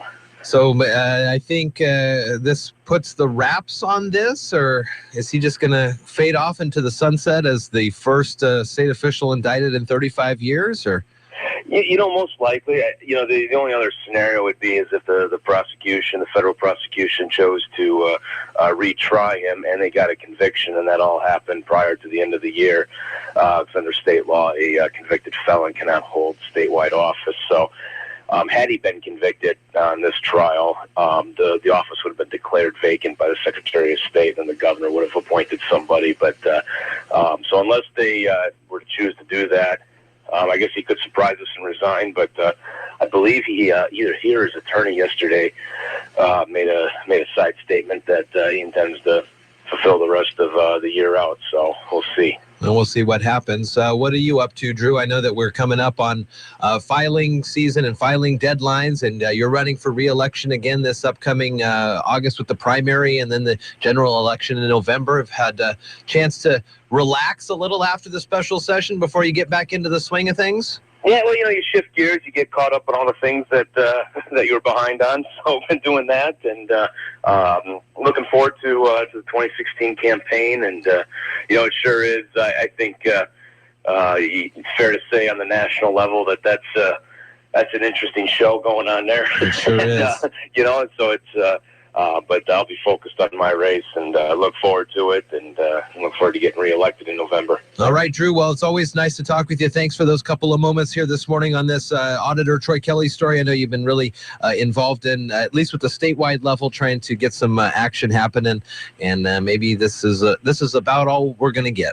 I think so. All right, Drew. Thank you very much. Thank you. 35th District Representative Drew McEwen here on Daybreak, and we'll take a quick break. When we come back, have those stories that Carol was referencing here at the top of the hour, and tell you what Mary Lynn Foster is talking about as well.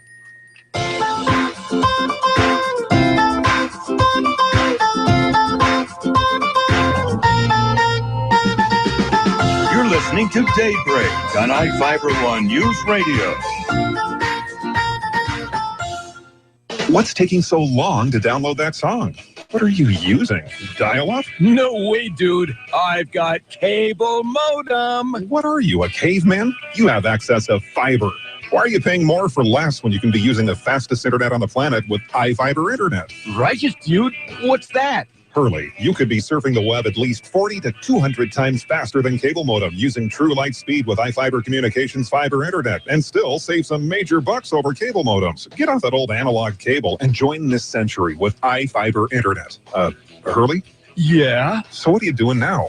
Dude, I'm calling iFIBER to get hooked up so I can totally surf the web at light speed. Oh, you're such a caveman. Ha! Totally. You can sign up now with iFIBER Communications. You can find us on the web at iFIBER.tv or call us today at 360-427-4000. That's 360-427-4000. iFIBER Internet. It's totally awesome, dude. iFIBER ONE News Radio, 1030 KMAS and FM 103.3 presents Daybreak.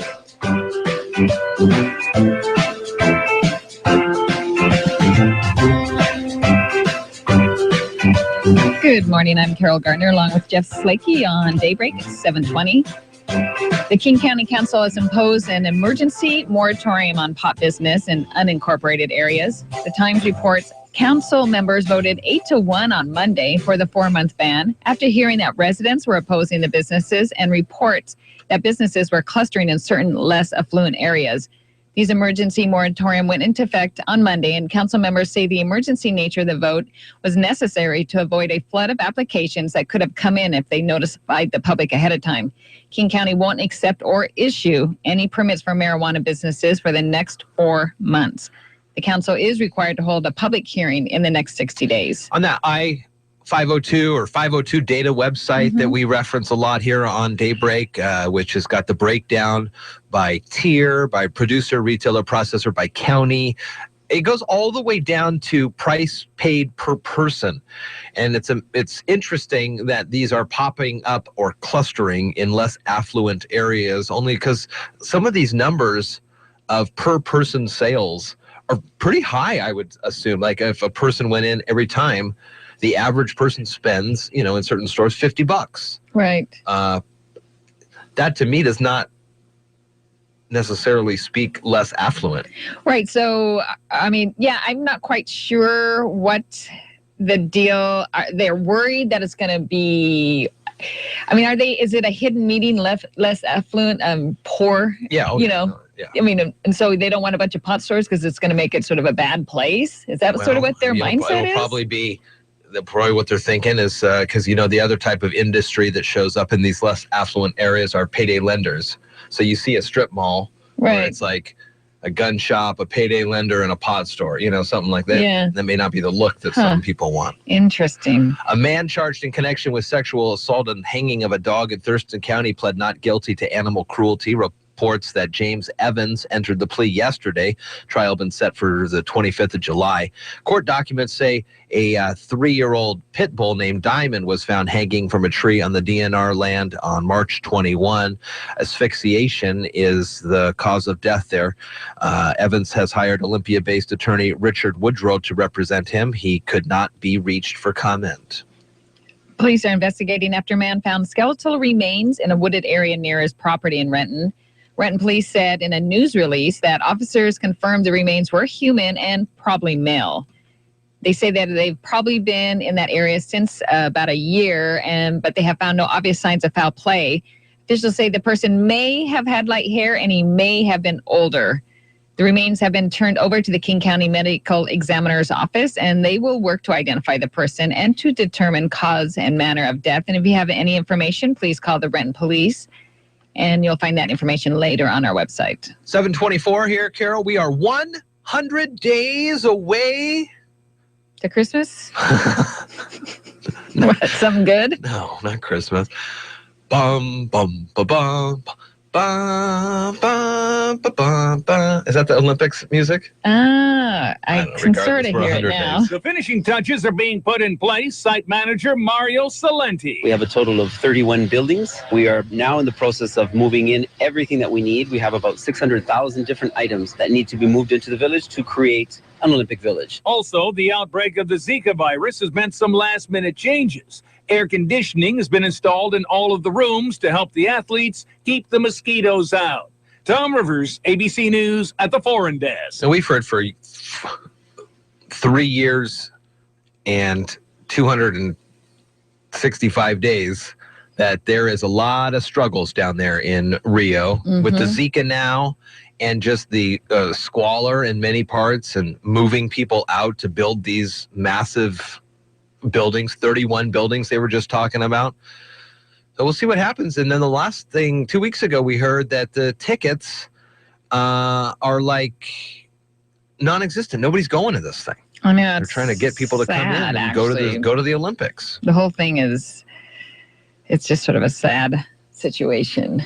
Was it you that suggested that we move all this to the moon? And then you could, or was I may have said it at one and then you time. could have the medal ceremony with the backdrop of Earth, and you truly would be the world champion. I didn't say that part, but that's a great idea. Yeah, I mean, we need a neutral spot, and I think I said something about the moon. The moon. Yeah. To the moon. I was reading an article about how third place finishers are happier than second place finishers, because the second place person will run through their, if it's a track meet, they'll run through their race over and over in their head, thinking how just seconds they could be first place. But the third place winner thinks about how just seconds could have kept them off the medal standing. You think? That's what the studies are showing, is that a second place person pines to be the first place winner, while the third place is happy that they made it onto the podium. Interesting. Yeah. Were you ever a person that did competition, and did you have any thoughts on that? Band competition, marching band and stuff like that. How could you be the better drummer? There was I was the better drummer. There was Oh my. 727 iFIBER ONE News Radio. Reebok in the news. They're in a little bit of a controversy. On Tuesday, Reebok released shoes called the Alien Stomper, replicas of the boots worn by Sigourney Weaver in the 1986 movie Aliens. You're going out there to destroy them. A lot of people thought they were cool. They sold out in under 40 minutes, but some were ticked off to learn that a shoe worn by one of the baddest women in film were only being sold by Reebok on their website in men's sizes. Outrage followed on Twitter and a statement from Reebok calling it a mistake that they miscategorized the Alien Stomper as a men's shoe. It was actually unisex with sizes that would fit women. Get them out of there! No word if Sigourney Weaver got a pair. Jason Nathan said, ABC News. You're laughing here, Carol. What are you laughing Oh, because it's so stupid. I mean, these people have these huge marketing firms, and they just screw up left and right all the time. Oh, we didn't realize that we made it a male only show. It's supposed to be neutral. I mean, I don't believe that for a minute. So who's the one that allows this to get it going? Well, obviously, dudes. Yeah, exactly. 728. A bunch of old dudes. 728 here at iFIBER One News Radio. Mary Lynn Foster has the latest in headlines coming up in just a couple of moments here. We'll also check ABC Sports. Sean Wells will be in with his sports report. And in his sports reports Mondays are the clues you need to answer our Mariners Monday trivia contest. This past week, Brian was the big winner. And this upcoming Monday between 8:15 and 8:30, you can listen for the Mariners theme music here on Daybreak and be the first person with the right answer, winning tickets to the May 14th game against Los Angeles. Did you watch, it's Root Sports Kyle Seager bobblehead night also. Did you used to watch Mad Men? You ever watch that show? I did. I started watching it, and then I, for some reason, didn't have HBO, and then I stopped. It was on AMC, but AMC, yes, because I switched off TV and whatever. But so, I mean, that was all about the male-driven ad markets and things like that. Yeah, it was. So, see, Madison Avenue, is that where they say all the big-time ad execs? Yeah. Well, the world was sort of tried to run that way for a long time. Well, it seems like it still is. 7:30 here, iFIBER One News Radio. Well, that Reebok story. You don't. Yeah, but they get backlash immediately, though. I know, but you just don't assume in your first meeting, hey, Sigourney Weaver, a female, wore these awesome shoes. Yeah. Let's market them to men. That makes sense. You're listening to Daybreak on iFIBER One News Radio. Local news is brought to you by Fred Holmes Tree Service. FredHolmesTreeService.com, 427-4489. From the iFIBER One News Radio studios, I'm Mary Lynn Foster. A 19-year-old Shelton driver faces a vehicular homicide charge following the death of a pedestrian in Thurston County. 61-year-old Maria Hoagland died Friday at Harborview Medical Center in Seattle, a day after she was struck. Police said Hoagland and a man were in the crosswalk when they were hit last Thursday by the truck driven by Jared Grant Deshawn. The other person hit sustained broken ribs and a hip fracture. Documents show that Deshawn was under the influence of medication and marijuana. A 22-year-old Shelton man lost control of his vehicle and crashed into a power pole Monday night, causing a power outage and delaying the opening of Shelton, Pioneer, and Southside District schools yesterday morning. The Ford Explorer veered off Shelton Springs Road to the right, striking the pole. The driver was not injured. Mason PUD3 is getting an A+, and it's another indicator of the strength of its financial management. Standard & Poor's Rating Services announced April 14th that it has affirmed PUD3's bond rating as A+ stable.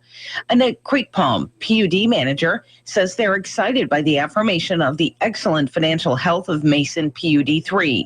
The A+ Standard & Poor's rating shows that PUD3 bonds are strong investments.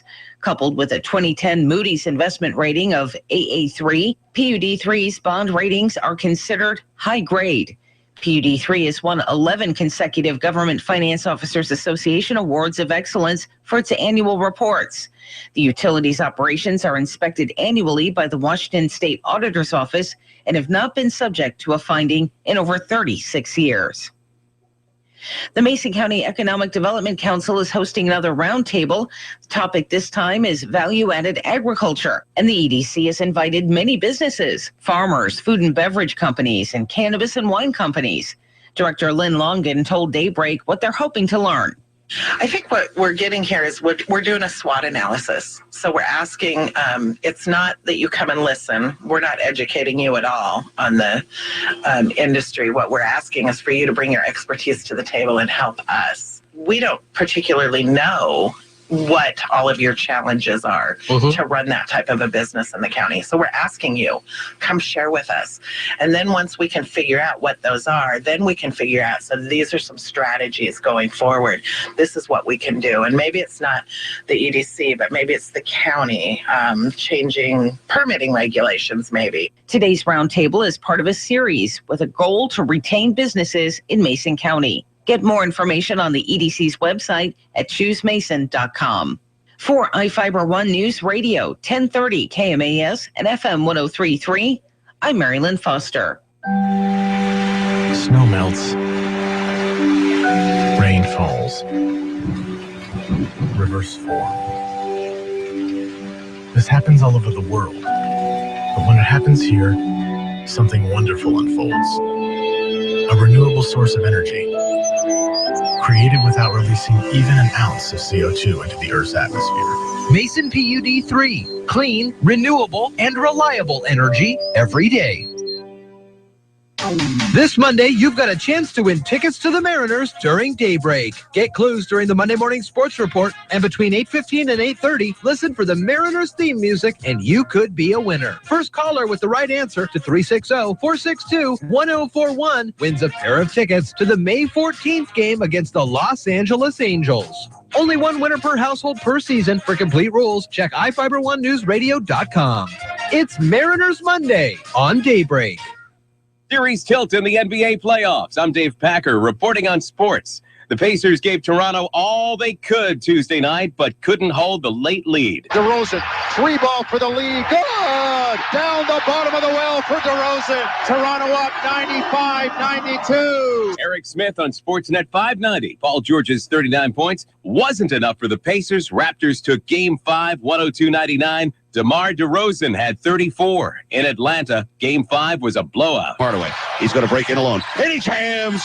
And the Hawks lead 107-73. A 34-point lead. Steve Holman on WCNN. Hawks crush Boston 110-83. Celtics point guard Isaiah Thomas left in the fourth with an ankle injury, but says he'll play in Game 6. Clippers host Portland in Game 5 Wednesday night, but it'll be without Blake Griffin and Chris Paul. Paul out indefinitely with a broken hand. Griffin gone from the postseason with a quad injury. To the diamond, 3 times a charm for Andrew McCutchen. Line to right field, and Carlos Gonzalez is going to fake everybody out, but it's a line drive opposite field home run. It just clears the wall. A 3-homer game for Andrew McCutchen. On KDKA, Pittsburgh down Colorado 9-4.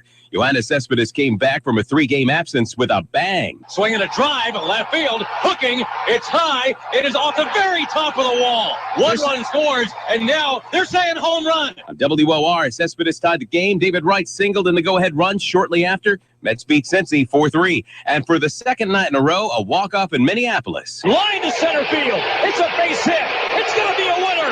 Dozier around third, Dozier scores. The call on TIBN, Miguel Sano was the hero. Twins beat the Tribe 6-5. It was a big night for Robinson Cano, a grand slam and 6 RBI. He surpassed the 1,000 career RBI mark with his first 2 in the Mariners' 11-1 defeat of the Astros. I'm Dave Packer, ABC Sports. Now from the all-new Gillis Auto Center Sports Desk, here's Sean Wells. Capital took care of Mount Tahoma 7-2 on the pitch last night. The Cougars next face first place Central Kitsap on the road this Friday. Shelton Baseball is looking for their 4th conference win in a row this afternoon. High Climbers are hosting Lincoln at 4 p.m. Nathan Carnes pitched a gem for the Mariners as Seattle took care of business, taking down Houston 11-1. Carnes went 7 innings, giving up just 2 hits with 6 strikeouts. Robinson Cano was 2 for 4 at the plate with a monster grand slam in the 7th inning. 3-2 to Robbie. Swung on, driven to deep right center field. Ball's got some carry. Getting up, down, a grand slam for Robinson Cano. And the Mariners are broken it wide open at 9-0 over Houston. Cano finished with 6 RBIs in the game.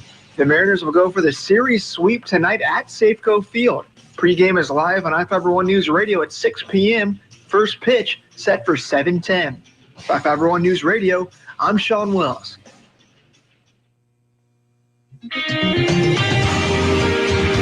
Good Good morning. It's 7:37, and I'm Carol Gardner. It's mostly cloudy or mostly sunny, depending where you're standing. I'm looking out the windows, and I see a lot of sunshine, but there are going to be some clouds today, and the highs will be in the low 60s. Tomorrow, clouds early, and then clearing out for a complete sunshine day. Highs in the mid-60s, and right now it's 50. Now, from the iFIBER One News Radio studios, it's Daybreak. Providing local news, sports, weather, and interviews to the South Sound's most important people. You. From business leaders to politicians, from activists for change to advocates for the poor. Your neighbors and newsmakers are here on Daybreak.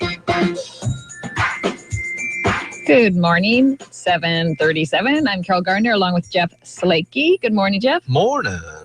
Today we're going to have some great guests on our Daybreak show at 8:15. About 45 minutes from now, we're going to have Transit Talk with Christina Fremont, and she'll come on and she'll tell us all sorts of great things about riding the Mason County Transit.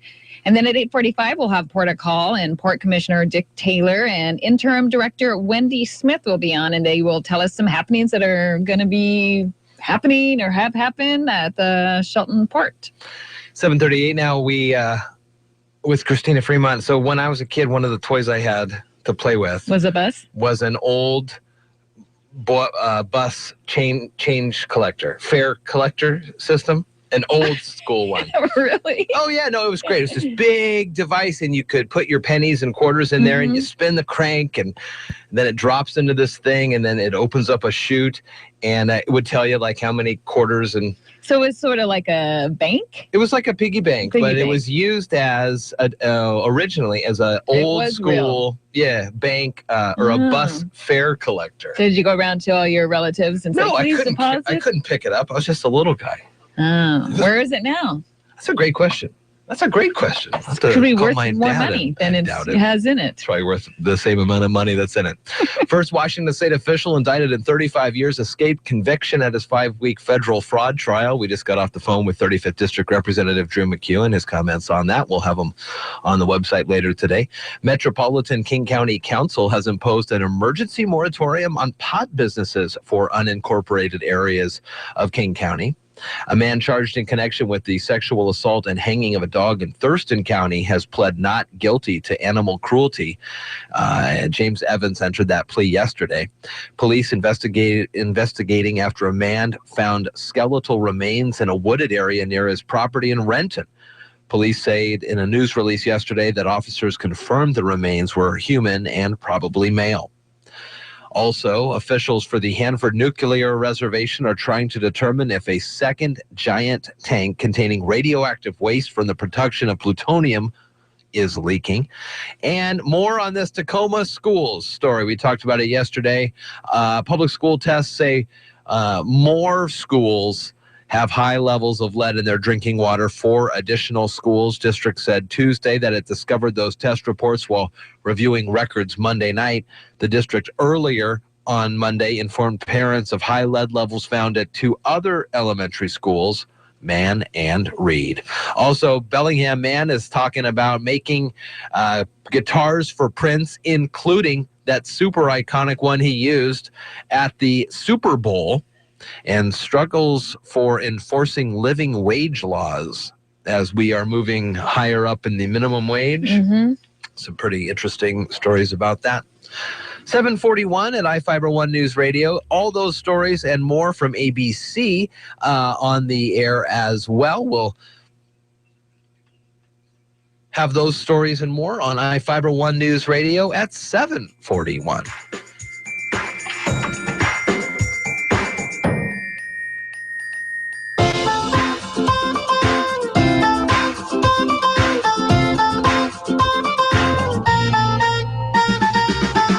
Listening to Daybreak on iFIBER One News Radio. It's the 12th annual Bluegrass from the Forest Festival, May 13 through 15. Headliners include Michael Cleveland and Flamekeeper from Indiana. From Nashville, Rob Ice and Trey Hensley. I got the California blues, I'm sure gonna leave you here.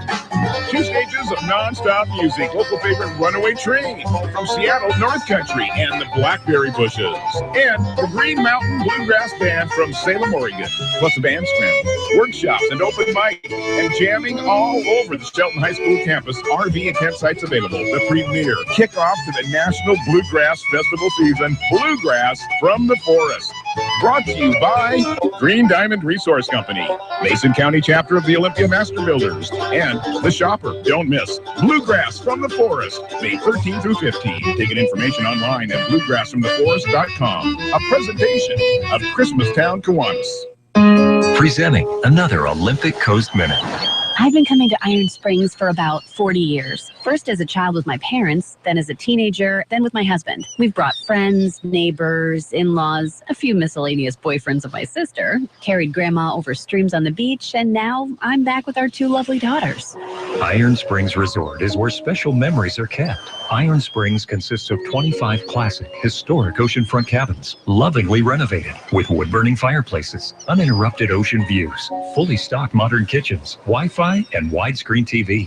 It gets better. Iron Springs is offering you their spring special. Book 2 nights, and the 3rd night is on us. Stay 3 nights and pay for only 2. For details, visit us at ironspringsresort.com. ironspringsresort.com.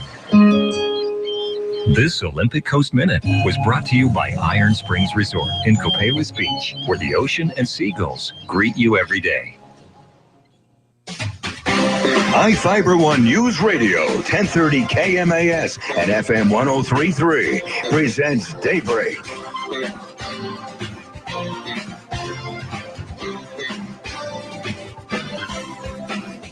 Good morning. It's 7:43. I'm Carol Gardner along with Jeff Slakey. Good morning, Jeff. Hello. Hey, Jeff, did you know we have a new website? I was there this morning. As a matter of fact, it looked great. Awesome. Well, you can find us on our new website at iFiber1newsradio.com. And if you still have your KMAS.com, you can find us that way. But eventually, might as well just update it. Might as well just update it to iFiber1newsradio.com. And you can find the Daybreak Show on the website, where we pop up right on the front page, pretty much on any page on the right side. And then you just click play, and there we are. And that's just from 6 to 9. That's when you'll see it. Also, you can find us on Facebook. Just search for us in the Facebook search bar and like us, iFiber One News Radio. Or you can follow us on Twitter at iFiber1 Radio. You can also call us anytime on the listener line at 360-462-1041. 7:45, and the first Washington state official indicted in 35 years escaped conviction at his 5-week federal fraud trial, but that doesn't mean others in the state government are any happier that he remains in office. Governor Jay Inslee says he is waiting to see what the prosecutors will do. Inslee said in a statement yesterday that the state does not have much needed closure that it needs about this case. Regardless of the outcome in court today, serious questions remain about Troy Kelly's ability to successfully fulfill his role as the state auditor. First elected in 2012, he's up for a re-election here in 2016 if he decides to. But as we talked with 35th District Representative Drew McEwen earlier this morning, there are already about 3 people who have thrown their hat into the ring for this. So we'll see more and more, I'm sure, as the candidate filing periods come up close next week and through the next couple weeks of May. Prosecutors accused Kelly of pocketing $3 million in fees, and they said he should have refunded them to homeowners when he ran a real estate services business. The jury deliberated for about 3.5 days. They failed to reach a decision on 14 counts, including whether or not he possessed stolen money. Have you ever been part of a jury? No, I haven't. I do want to be one day, though. 3.5 days? I don't know. I mean, couldn't they go through that other half a day? Well, yeah, but the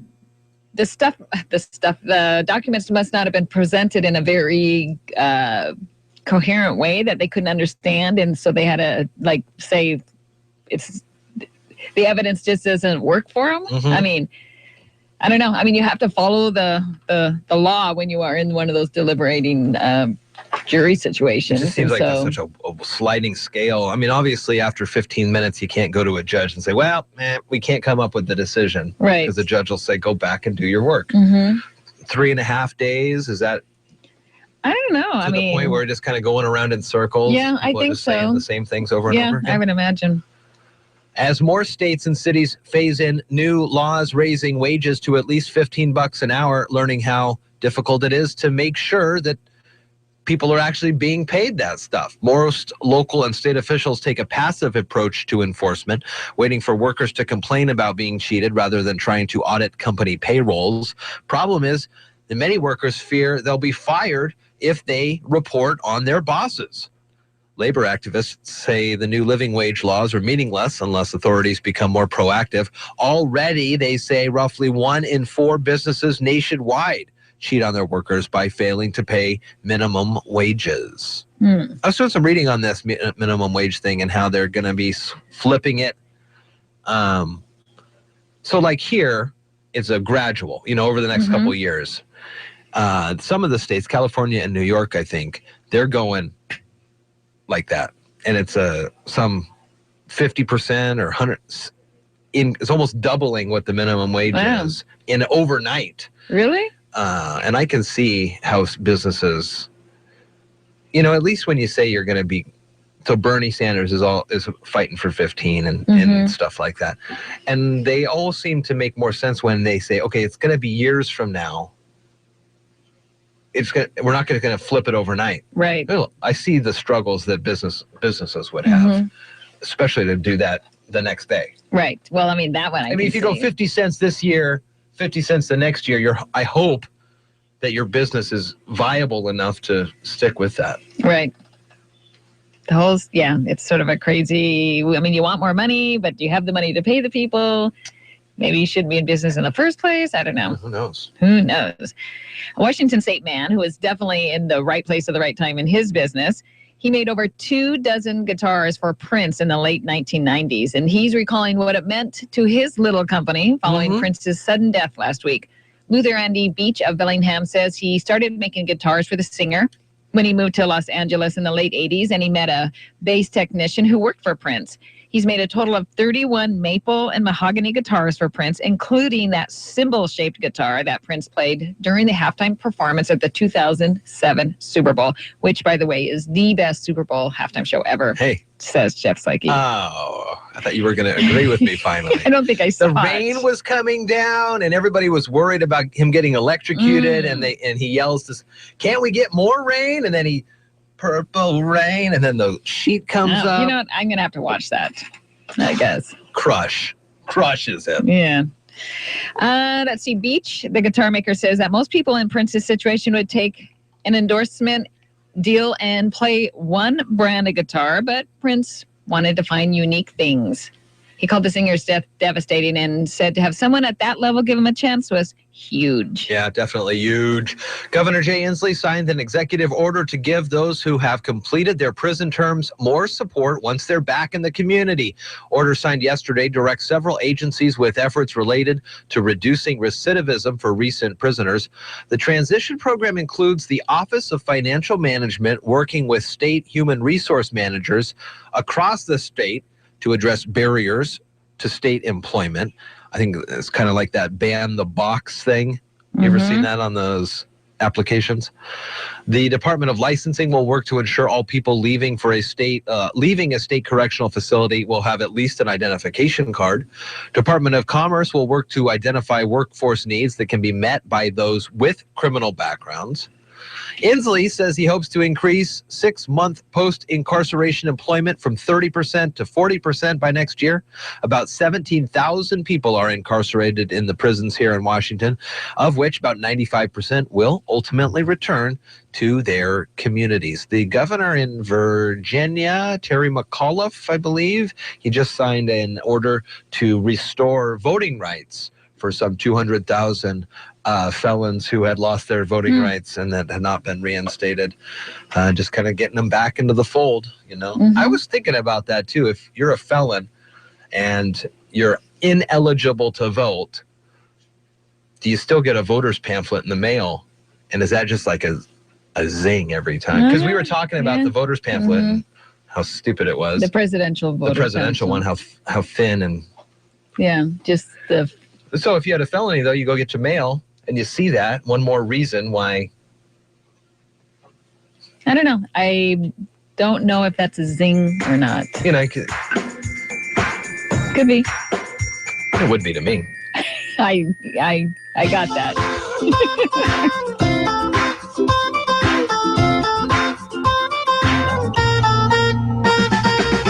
You're listening to Daybreak on iFIBER ONE News Radio. Does a southerly breeze blow south or north? We'll get you pointed in the right direction on the Old Farmer's Almanac Radio Report. With more practical tips and useful advice, this is the Old Farmer's Almanac Radio Report for Wednesday, April 27th, the 118th day of the year. War hero and 18th President Ulysses S. Grant was born on this day, and mothers rejoiced when Pampers disposable diapers were patented in 1961. Here's a basic weather question that we often hear, and the answer isn't as obvious as it might seem. Does wind direction indicate the direction it blows from or towards? The answer, of course, is from. Winds are always named for their source. In other words, a west wind blows from the west towards the east. Just the opposite is true in other parts of our language. For example, an eastbound train or a ship on a southerly course would be going towards those directions. That's the Old Farmer's Almanac Radio Report. Have a question for the Old Farmer? Ask it online at almanac.com. iFIBER ONE News Radio, 1030 KMAS and FM 103.3 presents Daybreak.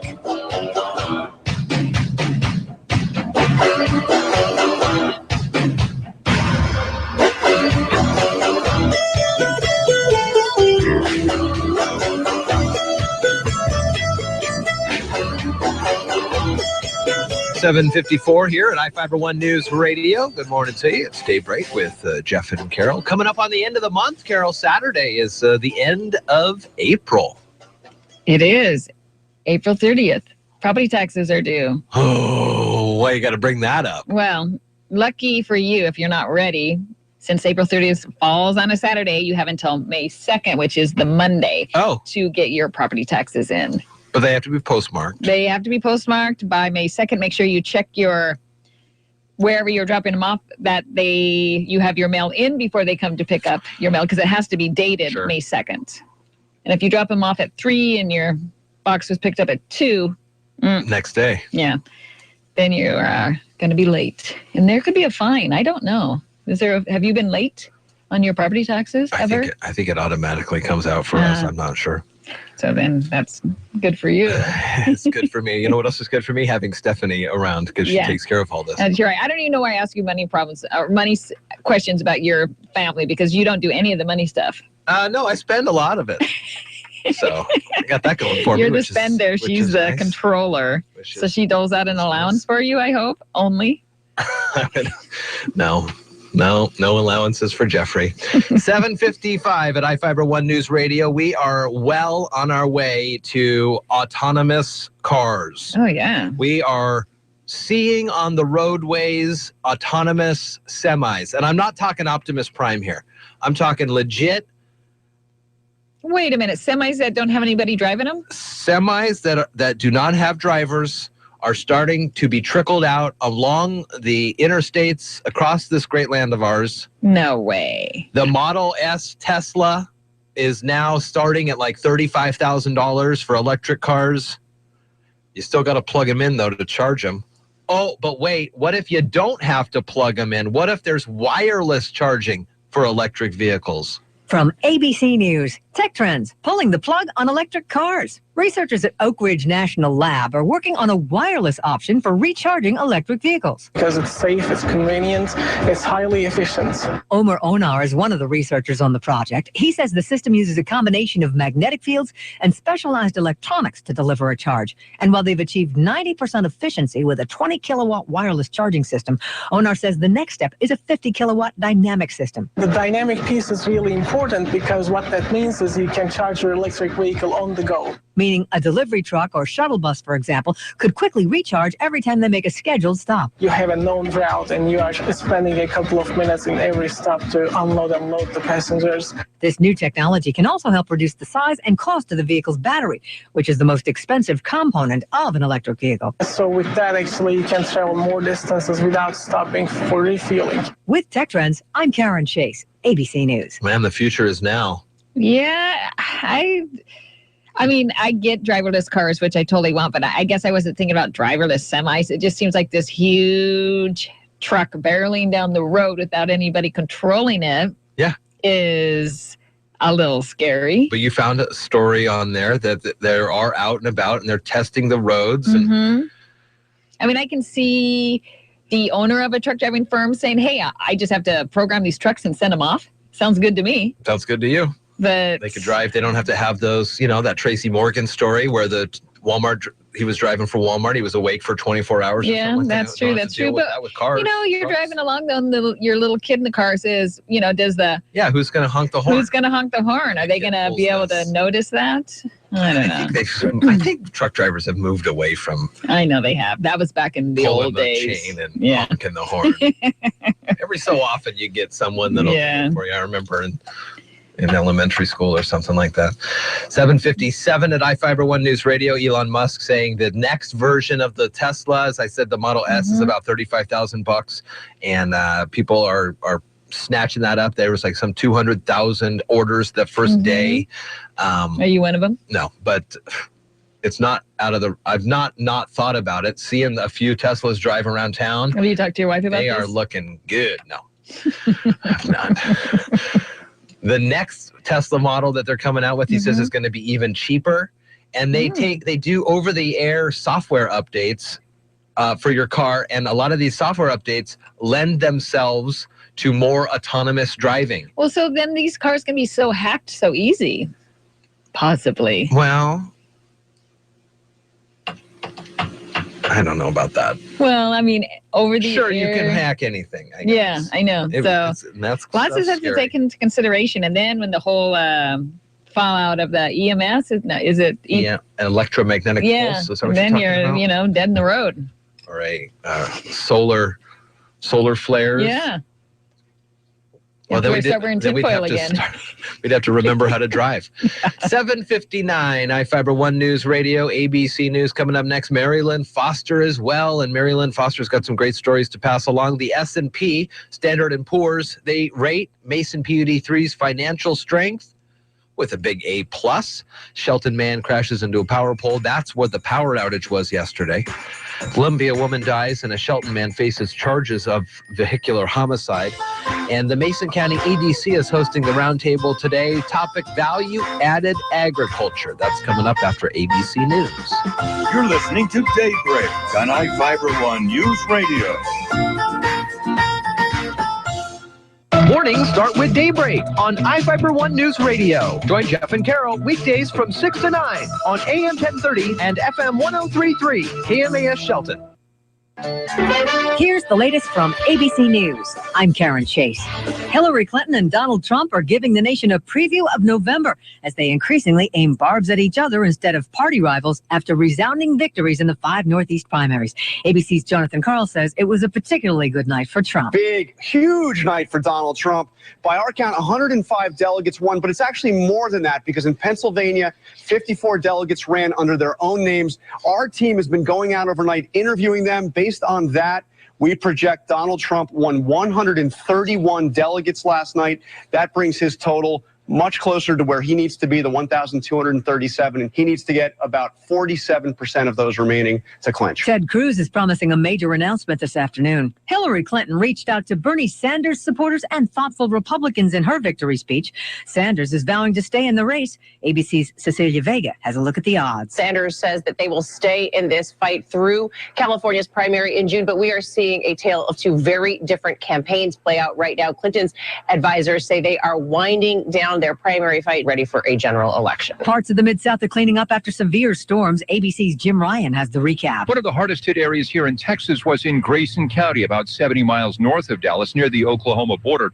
5 people were injured in 3 potential tornadoes that swept across a small town there. But what a difference a few hours can make. Now it's only cloudy, cool, but rather pleasant here in North Texas. A 26-year-old Milwaukee motorist was fatally shot in the back, and police believe the accidental gunman was her 2-year-old son in the back seat who found the gun.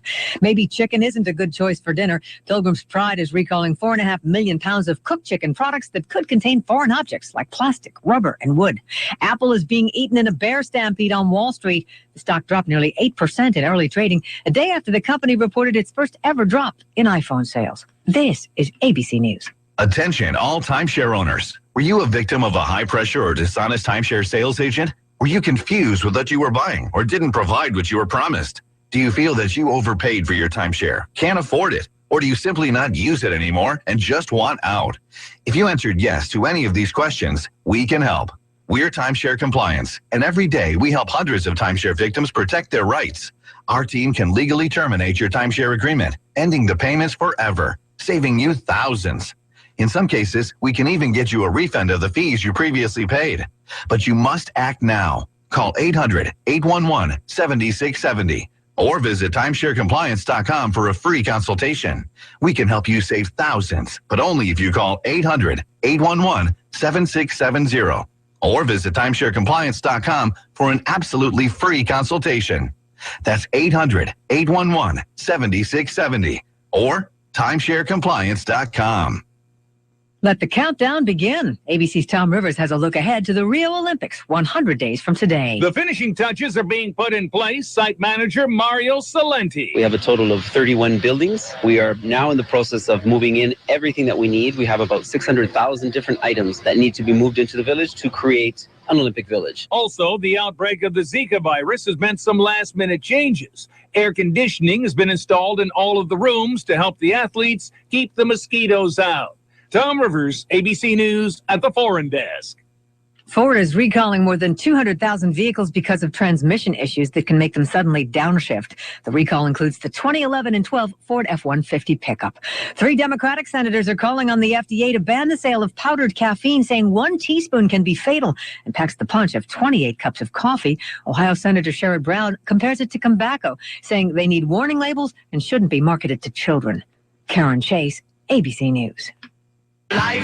Local news is brought to you by Shelton Health and Rehabilitation Center. Find them online at sheltonhealthandrehab.com. From the iFIBER ONE Newsradio studios, I'm Marilyn Foster. A 19-year-old Shelton driver faces a vehicular homicide charge following the death of a pedestrian in Thurston County. 61-year-old Maria Hoagland died Friday at Harborview Medical Center in Seattle, a day after she was struck. Police said Hoagland and a man were in the crosswalk when they were hit last Thursday by the truck driven by Jared Grant Deshawn. The other person hit sustained broken ribs and a hip fracture. Documents show that Deshawn was under the influence of medication and marijuana. A 22-year-old Shelton man lost control of his vehicle and crashed into a power pole Monday night, causing a power outage and delaying the opening of Shelton, Pioneer, and Southside District schools yesterday morning. The Ford Explorer veered off Shelton Springs Road to the right, striking the pole. The driver was not injured. Mason PUD3 is getting an A+, and it's another indicator of the strength of its financial management. Standard & Poor's Rating Services announced April 14th that it has affirmed PUD3's bond rating as A+ stable. Annette Creekpalm, PUD manager, says they're excited by the affirmation of the excellent financial health of Mason PUD3. The A+ Standard & Poor's rating shows that PUD3 bonds are strong investments. Coupled with a 2010 Moody's investment rating of AA3, PUD3's bond ratings are considered high grade. PUD3 has won 11 consecutive Government Finance Officers Association Awards of Excellence for its annual reports. The utility's operations are inspected annually by the Washington State Auditor's Office and have not been subject to a finding in over 36 years. The Mason County Economic Development Council is hosting another roundtable. The topic this time is value-added agriculture, and the EDC has invited many businesses, farmers, food and beverage companies, and cannabis and wine companies. Director Lynn Longan told Daybreak what they're hoping to learn. I think what we're getting here is we're doing a SWOT analysis. So we're asking, it's not that you come and listen. We're not educating you at all on the industry. What we're asking is for you to bring your expertise to the table and help us. We don't particularly know what all of your challenges are to run that type of a business in the county. So we're asking you, come share with us. And then once we can figure out what those are, then we can figure out, so these are some strategies going forward. This is what we can do. And maybe it's not the EDC, but maybe it's the county changing permitting regulations maybe. Today's roundtable is part of a series with a goal to retain businesses in Mason County. Get more information on the EDC's website at choosemason.com. For iFIBER One News Radio, 1030 KMAS and FM 103.3, I'm Marilyn Foster. It's a new look to the Seattle Mariners. From the GM down, things have changed. One thing that hasn't changed is that we at iFIBER One News Radio are still your only South Sound home for the Seattle Mariners. The Seattle Mariners are brought to you in part by Whitney's Chevrolet, Ascend Roofing, L&D Bottling, Claris Eye Center, PUD number 3, and Olympia Furniture Company. Is your family doing some growing? Whether it's an expansion of your home or the addition of a new family car, Peninsula Credit Union can provide fast, friendly service with terrific rates. We offer personal lines of credit, affordable auto loans, and a variety of home loan options to get you moving. Visit our offices in Shelton, Belfair, Paulsbo, Port Orchard, and Port Townsend, or go online to pcfcu.org. At Peninsula Credit Union, our priority is you. Now from the all-new Gillis Auto Center Sports Desk, here's Sean Wells. Capital took care of Mount Tahoma 7-2 on the pitch last night. The Cougars next face first place Central Kitsap on the road this Friday. Shelton Baseball is looking for their 4th conference win in a row this afternoon. High Climbers are hosting Lincoln at 4 p.m. Nathan Carnes pitched a gem for the Mariners as Seattle took care of business, taking down Houston 11-1. Carnes went 7 innings, giving up just 2 hits with 6 strikeouts. Robinson Cano was 2 for 4 at the plate with a monster grand slam in the 7th inning. 3-2 to Robbie. Swung on, driven to deep right center field. Ball's got some carry. Getting up, down a grand slam for Robinson Cano. And the Mariners are broken it wide open at 9-0 over Houston. Cano finished with 6 RBIs in the game. The Mariners will go for the series sweep tonight at Safeco Field. Pre-game is live on iFIBER One News Radio at 6 p.m. First pitch set for 7:10. iFIBER One News Radio, I'm Sean Wells.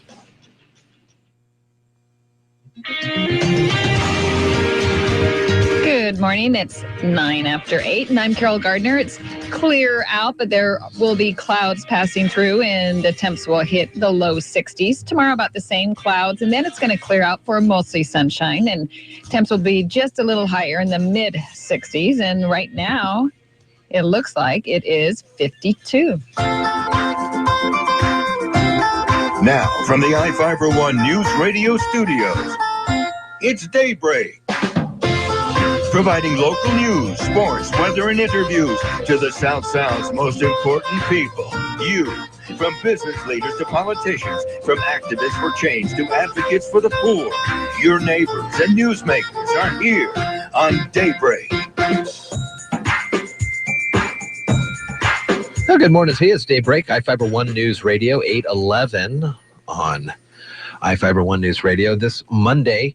Well, coming up in just a couple of moments, Transit Talk with Christina Fremont, and at 8:45, Port of Call, Port Commissioner Dick Taylor and Interim Director Wendy Smith will be on the air with us. This upcoming Monday is our next Mariners Monday trivia contest to give you a chance to win a pair of tickets to an upcoming Mariners game, May 14th against Los Angeles. Root Sports' Kyle Seeger bobblehead night as well. So be listening for Sean's sports reports, and he'll give you the clues you need to win, and we'll play the Mariners theme music in that segment there. We'll talk about the Mariners, see how they're doing in the standings and all that good stuff between 8:15 and 8:30. The Mariners theme music, and the first person with the right answer be just like Brian, who won on Monday. 462-1041 is our listener line. And that's just one way to connect with us. You can also see us on our new website, iFiber1newsradio.com. You can also comment on any story. All you have to do is register, and then you can post your comments. Also, you can follow us on Twitter at iFiber1 Radio, or get our news on Facebook by liking our page. Just search for iFiber1 News Radio in the Facebook search bar at the top of the page. Or you can call us 360-462-1041. There's plenty of ways to connect with us. First Washington state official indicted in 35 years escaped conviction at his 5-week federal fraud trial, but that doesn't mean others in the state government are happy that he remains in office. It's the big story today. Governor Jay Inslee says serious question remains about Troy Kelly's ability to keep serving. The Metropolitan King County Council has opposed an emergency moratorium on pot businesses in incorporated areas of King County.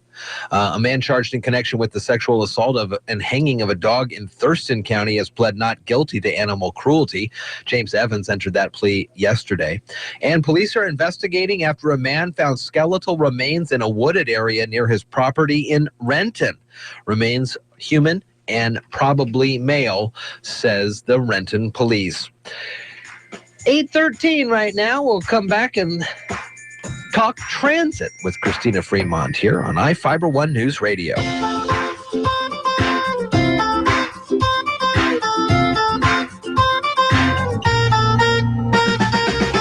You're listening to Daybreak on iFiber1 News Radio. Say, what's for lunch? Breakfast. No, what's for lunch? Oh, yeah, breakfast. Breakfast for lunch? Yep. Then what's for dinner? Breakfast is. I thought you said breakfast was for lunch. Oh, I totally did. But now you're saying breakfast is for dinner. Oh, yeah, I am. So, wait, is lunch for breakfast? No, breakfast is for breakfast. With McDonald's all-day breakfast menu, which includes the Egg McMuffin, hot cakes, and hash browns, anytime is delicious breakfast time. Man, I'm heading to McDonald's. Have a good afternoon. Don't you mean good morning? I do now. McDonald's all-day breakfast menu varies by location. This is Craig. He's keeping cool this summer with over 30 drinks at McDonald's, like McCafe smoothies or frappes for $2, and that's a good decision. Now, trying to mountain bike down a hill while carrying all 30 of those drinks? Not so much. It's okay, Craig. Your favorite small McCafe drinks like a caramel frappe and frozen strawberry lemonade are $2 at McDonald's, and McCafe brewed coffee or soft drinks are only $1. Price and participation may vary. Okay, let's face it, we could all use a good laugh. And a funny thing is about to happen at Lucky Eagle Casino to remedy that.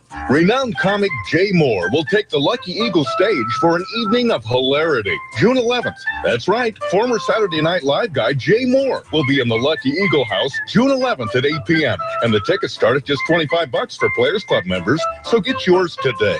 Lucky Eagle Casino and Hotel, where you belong. Details at luckyeagle.com. Hi, this is Terry Allen with a look at the community calendar on iFiber1 News Radio. Nonprofits post your events on iFiber1newsradio.com. A free concert presented by the Peninsula Men's Gospel Singers will take place Sunday, May 1st. The times from 2:30 p.m. to 4 p.m. There will be sign language interpretation by Karen Coles. The concert will be held at the Hood Canal Community Church on Finch Creek Road in Hoodsport, and there's no charge for attending. For iFiber1 News Radio, I'm Terry Allen. iFiber1 News Radio, 1030 KMAS and FM 103.3 presents Daybreak. 8:15 on a Wednesday morning. It's time for us to talk transit with Christina Fremont from Mason Transit Authority. Good morning. Good morning, Jeff and Carol. Good morning, Christina. How are you today? Good. Good. Another beautiful day in the neighborhood. Oh yeah. Christina, you guys have had a recent board meeting and you got approval for a new bus? Yes, it's very exciting. We are looking into our first electric bus. So nothing guaranteed yet, of course. We haven't been awarded the grant. The board approved that we could pursue the grant. What's great about this is that it's the DOT, Washington State Department of Transportation, is actually the one putting the grant together. It's a group of transits, all pretty small or rural, small urban rural transits. And so it's a large order for many electric buses, and then we're all just kind of dipping in. And so it's a little more efficient and effective to be doing it that way, and gives us an opportunity that we might not have otherwise for a while. So we're looking just at one. And if we are awarded the grant, I think a year or two I may be wrong on my dates before we actually get to the bus.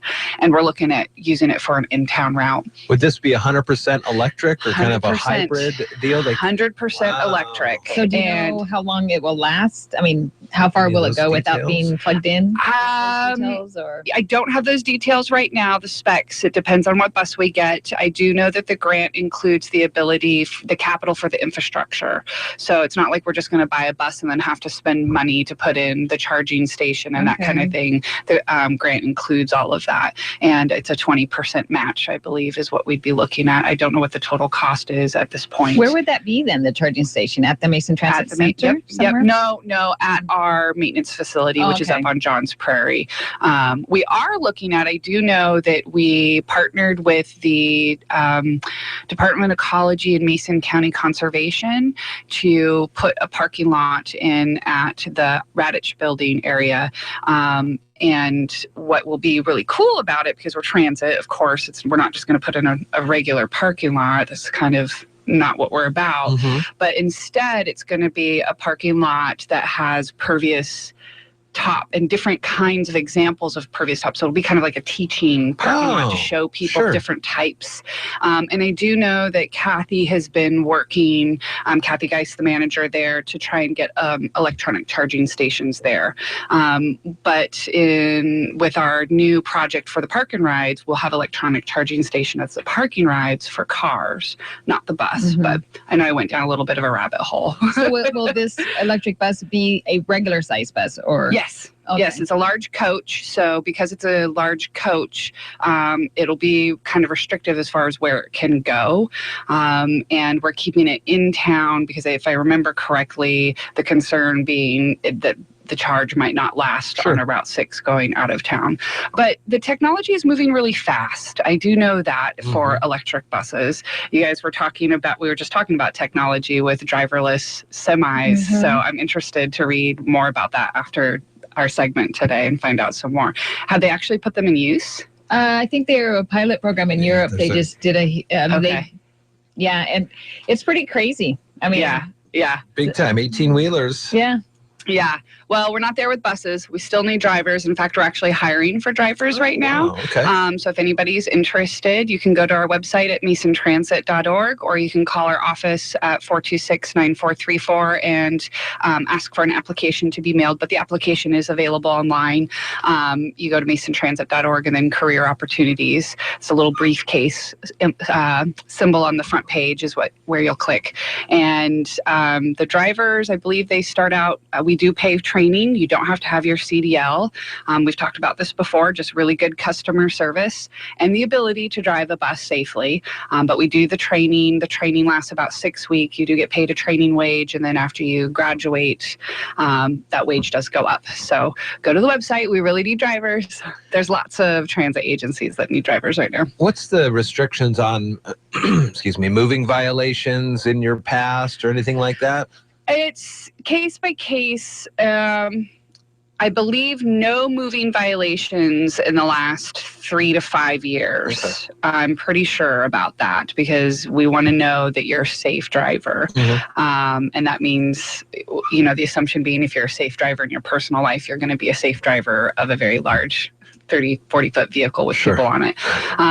But other than that, I think if there's anything previous to the 3 to 5 years, it just depends. There's kind of like a scoring matrix. If it's a minor infraction, then that might not be an issue. But if we're talking about an accident or something where there's a safety violation that involves people kind of thing, then that might be a little bit more difficult. Have you ever practice driving, or have you ever had the chance to drive a bus? Me? Oh no, I'm an awful driver. Well, let me rephrase that. I did once upon a time drive a bus when I worked in Alaska, but it was totally rogue. It was not legal. I don't know if I should have been that on air, but I worked in Alaska for 2 sockeye salmon seasons when I was about 10, 15 years ago. And I worked for a really small mom and pop company. And somebody needed to go pick up all the people that were coming to work at the airport. And they're like, hey, go get them. And I was like, what? You want me to drive? I've never driven a bus. Ah, you'll do it. It was just one. It was a straight shot on a highway. Oh, so much fun, though. Well, but no, I cannot be a bus driver. I guess I bring that up because some people will think, well, you know, I need a job, but I just don't know if I could do it. So people should just... Yeah. You know, I mean, we're going to train you. We're not going to put you out there unless you can do it. So, I mean, you spend weeks in a class learning all of the nuances and the safety before you even get in the bus. Okay. And you do have to have your CDL before you get in the bus. So you spend that time in the class, you go, you test for your CDL. I think you have to get a couple hours, actually, let me rephrase that, in the bus before you get your CDL. I'm a little uncertain on the exact process, so don't quote me on that. I would have to bring in our training instructor to bring in the specifics. But, and then I know that they spend quite a bit of time on the bus with a trainer or another driver who's evaluating and watching. It's not like you come in and then we're just like, yeah, go have fun, right? No, that would be such a risk. So, and sometimes there are folks that come in and realize maybe it's not for them, and that's okay. It's a risk you take. It's with any job, with anybody you hire. Somebody can come in and think they're going to be great, and then they realize maybe they're not. But for the most part, the folks that are coming in are getting out on the road. How's your Facebooking doing these days? newfacebook.com/mason.transit. Yes, thanks for bringing it up. Good.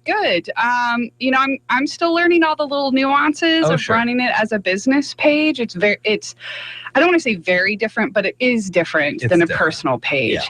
You know, I can't just post something and expect all the people who like us to see it. You actually have to pay to boost your posts and that kind of stuff. So I'm learning about that and what that looks like. It's really interesting though, because you can really target a specific market with those boosts. One of the things that they're starting to roll out there, and I think it's now to everybody, is that you can do like Twitter has Periscope, the live video. You can do live reports. Yes. So am I going to see any Christina Freeman live we'll see. reports We'll from the see. road? Right now, I'm still learning how to click buttons. I don't know about video yet. That's true. Yesterday, I got to sit, though, with some youth at the Shelton Timberland Library. They've been running a program, I guess, for weekly events for youth. And I did some travel training. And I, brought the PowerPoint and the little packet. And I didn't even use any of them. I ended up sitting on the smartphone with them and going over how to use Google Maps to plan your transit trip. So that's something that I really encourage people to try, because I'm really surprised that people don't use it. We use it to find directions with our car from point A to point B. But not a lot of people know that there's this little icon that you can press that looks like a bus or a train. Or if you have an iPhone, you press options and it just says drive, walk, or transit. The word, it's not a symbol. You can press on that and it's so easy to plan a trip on transit. It's just like you're driving. You put your start point, you end point. You can even do date and arrive by time. And bam, there you go. It's got all your transit leads right there. I just got a notification actually from Google Maps saying that the Seattle transit information is now available. Yep. So they are putting this stuff out for all the agencies. Yes. Oh yeah. It's what it's called. It's General Transit Specification Feed, GTFS or I might have got that wrong, but it's an open source code. Most transit agencies have it available so that if you're an app developer, you can use it. Okay. It benefits us to make that an open code for people to use. I know down in San Francisco, when you're there, and maybe in Seattle and other places, but when you're close to getting the bus, you can text a number and they'll text you back saying, well, the bus is 3 minutes away. Yeah. Yeah. Like I know Community Transit has that up in the Snohomish area. And then we currently don't have that capability because we don't have GPS on our buses. I know that we're looking towards that and trying to find grant opportunities to fund the ability to retrofit our fleet so that we can have that. There's also a really popular One Bus Away app. I know that I tend to use that like in Olympia, it's satellite-based. So you're standing in a location, you press a button, and it'll tell you whatever bus stop is the closest and what buses serve that stop and when they're coming next. Oh, wow. Kind of thing. And it's real time. So Christina Fremont's from Mason Transit, and each week we have Transit Talk on the air. We'll get the video of this interview up on our Daybreak page. Tomorrow we'll have it throughout the rest of the day and up to tomorrow. But you can follow them on Twitter at MTA Alerts and the Facebook.com/Mason.Transit. yeah, our Twitter handle is at Mason Transit. MTA Alerts is one of the hashtags I created when we have a rider alert. Hashtag. Yeah, hashtag. Right, all right. Hashtag life. Hashtag have a great day. Have a great day yourself, Christina. We'll talk with you next week, okay? It's 8:26 now at iFIBER One News Radio. We're going to check the morning stock numbers at this time. Good morning. Good morning. Happy Wednesday. Yeah, Wednesday. And go Mariners. Go. Are you kidding me? They're doing great these days. Oh, I know. It was such a good game. And we are getting ready towards the end of the month. And I know all month you, along with your other partners with Edward Jones around town, have been accepting pet, dog, cat, food donations. So keep that coming, right? Please do. Yes, those little guys need our help. Okay. They definitely need our help. So Apple took a bit of a tumble yesterday. What's up with the rest of the market? Well, U.S. stocks are edging lower as weak results from Apple raised investor concerns about the quality of corporate earnings ahead of a policy decision by the Federal Reserve. In other earnings news, Comcast reported better than expected results as the company maintained its solid execution in the core cable communication business and added far more video, high-speed internet, and voice subscribers than anticipated. On the economic front, mortgage applications declined last week, while pending home sales ticked higher in March. U.S. bond prices are trending higher with weaknesses in equities. So far this morning, in the S&P 500, the best performing sector is utilities, while the worst performing sector is technology. The Dow Jones Industrial Average is down 53 points at 17,937. The Standard & Poor's 500 Index is down 8 points at 2,083. And the NASDAQ Composite Index is down 54 points at 4,833. This morning, volume on the New York Stock Exchange is high, with about 271 million shares being traded, and advancers and decliners are evenly matched on the day. In the commodity markets, the spot price of gold is up $2.70 to $1,246.16. The spot price of silver is down 6 cents to $17.10. And crude oil prices are down 9 cents to $43.95. In the bond markets, the 30-year Treasury yield is currently 2.73%, and the 10-year Treasury yield is 1.89%. Stocks of local interest, Amazon is down $9.90. Costco is down 93 cents. Boeing is up $1.32. Starbucks is down 63 cents, and Microsoft is down 44 cents. This is Karen Shade of Edward Jones, member SIPC, serving individual investors with personalized attention and long-term financial advice.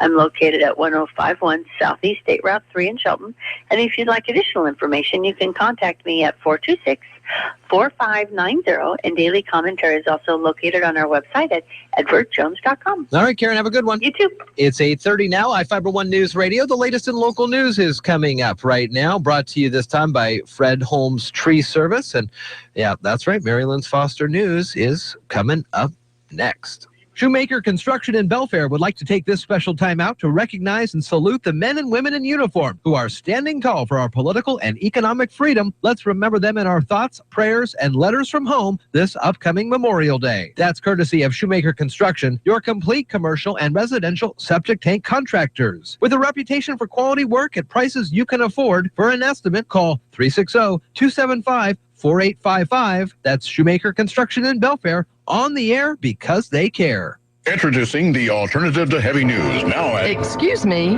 heavy news? You know, disasters, politics, stock market. And this alternative is... Coffee news. It's entertaining stories, famous quotes, and family fun. It's light news. Why it's so light, it's free. Free? So next time you're waiting at a restaurant, look for coffee news. If they don't have it, tell them to get it. It's light. It's free. It's coffee news. Look for your free copy of Coffee News, available in restaurants throughout the South Sound and Mason County. Local news is brought to you by Fred Holmes Tree Service. FredHolmesTreeService.com, 427-4489. From the iFIBER One News Radio studios, I'm Mary Lynn Foster. A 19-year-old Shelton driver faces a vehicular homicide charge following the death of a pedestrian in Thurston County.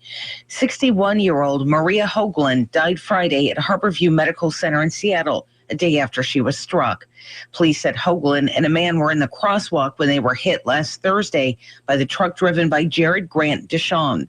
The other person hit sustained broken ribs and a hip fracture.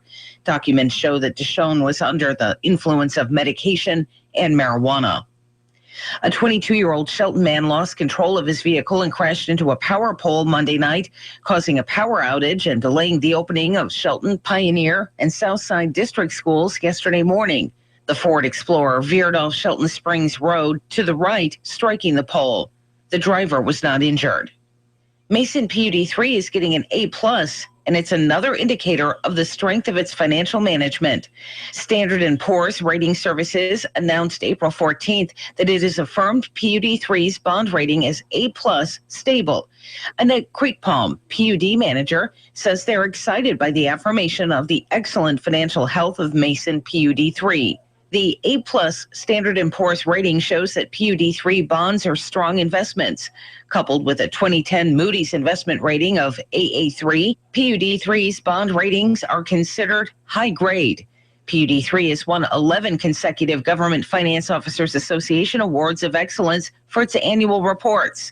The utility's operations are inspected annually by the Washington State Auditor's Office and have not been subject to a finding in over 36 years. The Mason County Economic Development Council is hosting another roundtable.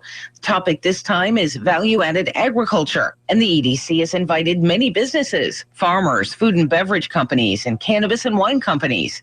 Director Lynn Longden told Daybreak what they're hoping to learn. I think what we're getting here is we're doing a SWOT analysis. So we're asking, it's not that you come and listen. We're not educating you at all on the industry. What we're asking is for you to bring your expertise to the table and help us. We don't particularly know what all of your challenges are to run that type of a business in the county. So we're asking you, come share with us. And then once we can figure out what those are, then we can figure out, so these are some strategies going forward. This is what we can do. And maybe it's not the EDC, but maybe it's the county changing permitting regulations maybe. Today's roundtable is part of a series with a goal to retain businesses in Mason County. Get more information on the EDC's website at choosemason.com. For iFIBER One News Radio, 1030 KMAS and FM 103.3, I'm Marilyn Foster. Hi, I'm Ken Slater, the Roof Doctor. If you're like me, your family's important, so make sure that they're well taken care of. One of the best ways to do that is to provide a safe and warm home to live in. For over 50 years, the Roof Doctor has been helping families stay safe and warm by building roofs that last for generations. Our teams have some of the most experienced roofers in the area, and we only use the highest quality materials to keep your family safe, warm, and dry. That's the Roof Doctor. Give us a call. This Monday, you've got a chance to win tickets to the Mariners during Daybreak. Get clues during the Monday Morning Sports Report, and between 8:15 and 8:30, listen for the Mariners theme music, and you could be a winner. First caller with the right answer to 360-462-1041 wins a pair of tickets to the May 14th game against the Los Angeles Angels. Only one winner per household per season. For complete rules, check iFIBER1newsradio.com. It's Mariners Monday on Daybreak. Series tilt in the NBA playoffs. I'm Dave Packer reporting on sports. The Pacers gave Toronto all they could Tuesday night, but couldn't hold the late lead. DeRozan, 3-ball for the lead. Good! Down the bottom of the well for DeRozan. Toronto up 95-92. Eric Smith on Sportsnet 590. Paul George's 39 points wasn't enough for the Pacers. Raptors took Game 5, 102-99. DeMar DeRozan had 34. In Atlanta, Game 5 was a blowout. Hardaway, he's going to break in alone. And he jams! And the Hawks lead 107-73. A 34-point lead. Steve Holman on WCNN. Hawks crush Boston 110-83. Celtics point guard Isaiah Thomas left in the fourth with an ankle injury, but says he'll play in Game 6. Clippers host Portland in Game 5 Wednesday night, but it'll be without Blake Griffin and Chris Paul. Paul out indefinitely with a broken hand. Griffin gone from the postseason with a quad injury. To the diamond, 3 times a charm for Andrew McCutchen. Line to right field, and Carlos Gonzalez is going to fake everybody out, but it's a line drive opposite field home run. It just clears the wall. A 3-homer game for Andrew McCutchen. On KDKA, Pittsburgh down Colorado 9-4. Yoenis Cespedes came back from a 3-game absence with a bang. Swinging a drive, left field, hooking, it's high, it is off the very top of the wall. One run scores, and now they're saying home run. On WOR, Cespedes tied the game. David Wright singled in the go-ahead run shortly after. Mets beat Cincy 4-3. And for the second night in a row, a walk-off in Minneapolis. Line to center field, it's a base hit, it's going to be a winner. Dozier around third, Dozier scores. The call on TIBN, Miguel Sano was the hero. Twins beat the Tribe 6-5. It was a big night for Robinson Cano, a grand slam and 6 RBI. He surpassed the 1,000 career RBI mark with his first 2 in the Mariners' 11-1 defeat of the Astros. I'm Dave Packer, ABC Sports. Now from the all-new Gillis Auto Center Sports Desk, here's Sean Wells. Capital took care of Mount Tahoma 7-2 on the pitch last night. The Cougars next face first place Central Kitsap on the road this Friday. Shelton Baseball is looking for their 4th conference win in a row this afternoon. High Climbers are hosting Lincoln at 4 p.m. Nathan Carnes pitched a gem for the Mariners as Seattle took care of business, taking down Houston 11-1. Carnes went 7 innings, giving up just 2 hits with 6 strikeouts. Robinson Cano was 2 for 4 at the plate with a monster grand slam in the 7th inning. 3-2 to Remy. Swung on, driven to deep right center field. Ball's got some carry. Getting up, gone, a grand slam for Robinson Cano. And the Mariners are broken it wide open at 9-0 over Houston. Cano finished with 6 RBIs in the game. The Mariners will go for the series sweep tonight at Safeco Field. Pre-game is live on iFIBER ONE News Radio at 6 p.m. First pitch set for 7:10. iFIBER ONE News Radio, I'm Sean Wells.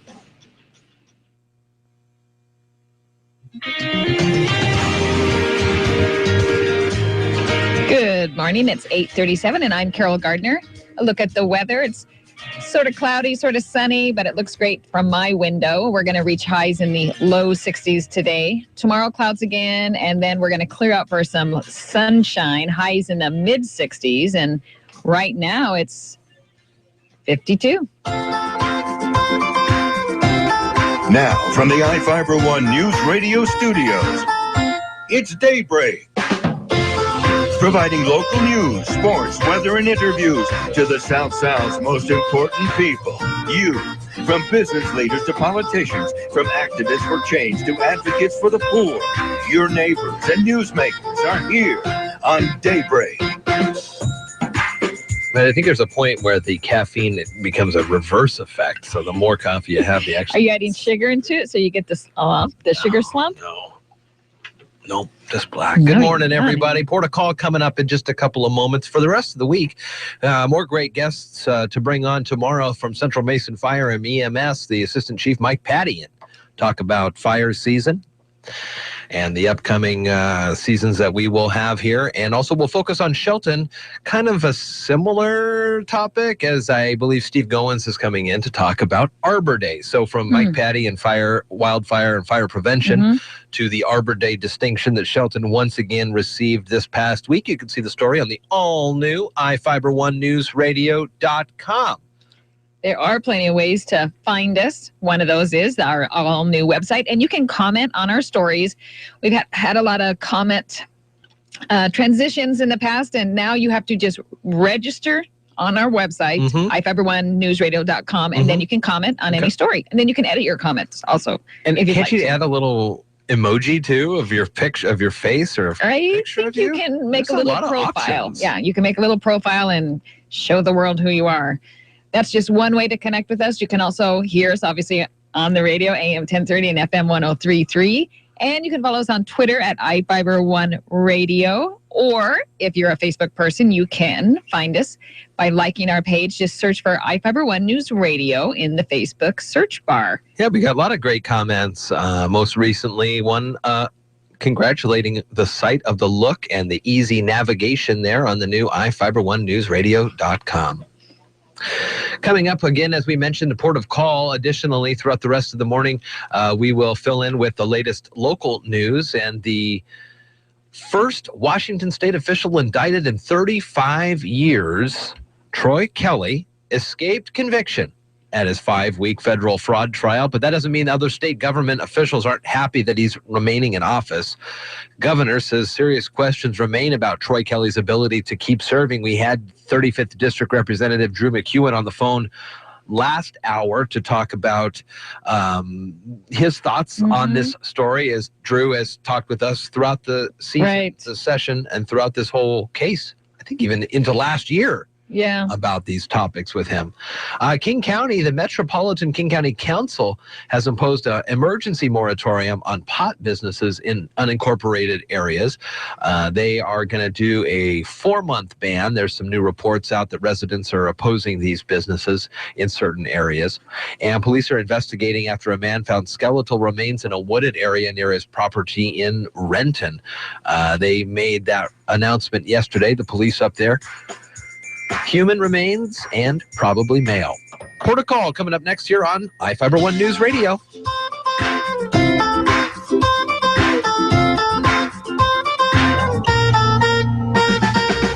You're listening to Daybreak on iFIBER ONE News Radio.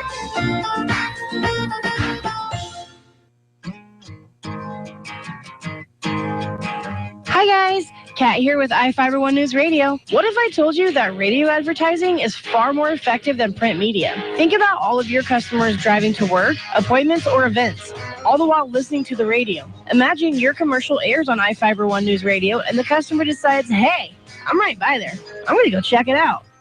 Radio captures you and literally speaks to you and your customers several times a day. This enables you to build a unique message that reminds your customers what you have to offer. Remember, your customers can either drive to you or through you. And here at iFIBER ONE News Radio, we want to direct customers to you. Being the only talk radio formatted station in the entire South Sound region, we have an entire new market for your business to advertise in. As your sales lady, I take pride in providing your business with the best advertising because I want your business to succeed. So call me today at 360-463-2558 and ask for Kat.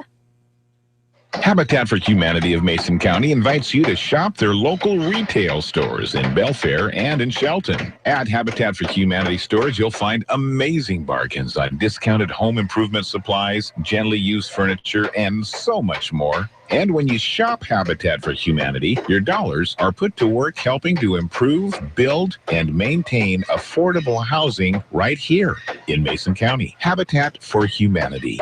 Let's build a strong community together. Do you dance badly or hug in public? That's okay. You don't have to be perfect to be the perfect parent. Thousands of teens in foster care would love to put up with you. Call 1-888-200-4005 or visit adoptuskids.org for more information. A message from the U.S. Department of Health and Human Services, Adopt Us Kids, and the Ad Council. Need a ride? Call 426-8294. Mason County Taxi, 426-8294. Anytime, anywhere. Call when you need a quick, affordable ride. 426-TAXI, 426-8294. iFIBER ONE News Radio, 1030 KMAS and FM 103.3 presents Daybreak. All right, good morning to you. It is Daybreak here at iFIBER ONE News Radio. Jeff and Carol here, getting ready to dive on into a great conversation with the Port of Call. Commissioner Dick Taylor and Interim Director Wendy Smith in studio with us. Morning, gang. Good morning. How are you? We're well. How about the Mariners? How about the Mariners? First place in the division. I know. What's going on? It's great. Let's just end it. Yeah, We're done. do it right now. Right to the playoffs. Yeah. And we got a catcher that can hit now. I know. Things are, I don't want to be too over the top, but things are looking pretty good. They're looking numbers, good today. Numbers man Nudie was talking about. With all the new folks in the business. Looks good today, so hopefully it'll stay on. Sure. Port of Call, Port Business, Port of Shelton. There's Sanderson Field. There's the Johns Prairie Industrial Area. There's the Oakland Bay Marina and the marina there. Lots of things always going on with you guys. What's the latest that we can We're going to talk about a little bit about some happenings up at Sanderson Field over the weekend. Sure. Did you hear any noise this weekend? I always hear noise every weekend. Okay, well, Ed Shadle came out with his North American Eagle, which is the rocket car. Rocket car. And did some testing out there. He's working up to... He's doing engine testing to work up to the try and set the world speed record in what, a couple of months? Yeah, I think he's set to try in the summer. Yeah. Then he'll do the run down in Oregon. It's some dry lake in Oregon. I can't remember the name of it. So what's the connection with the Port of Shelton? Well, we have a space. And, he can tie it down there and it's safe to do. And because this has been going on for years. We've been about 4 years now, 5 years. A few years, 3 or 4, I think. Yeah. Yep. So anyway, yeah, we love having them. It's a lot of fun.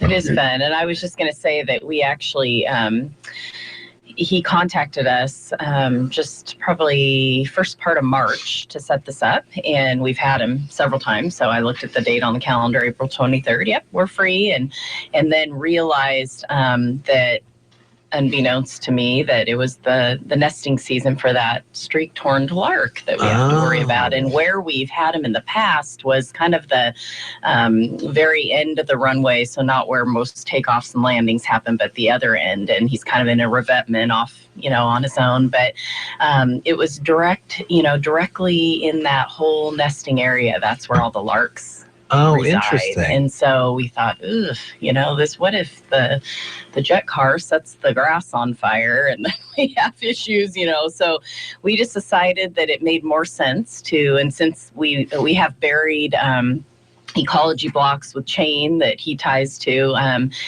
they haven't been looked at for quite some time. So we thought, I think we want to move him. So we actually moved him to our inactive runway area.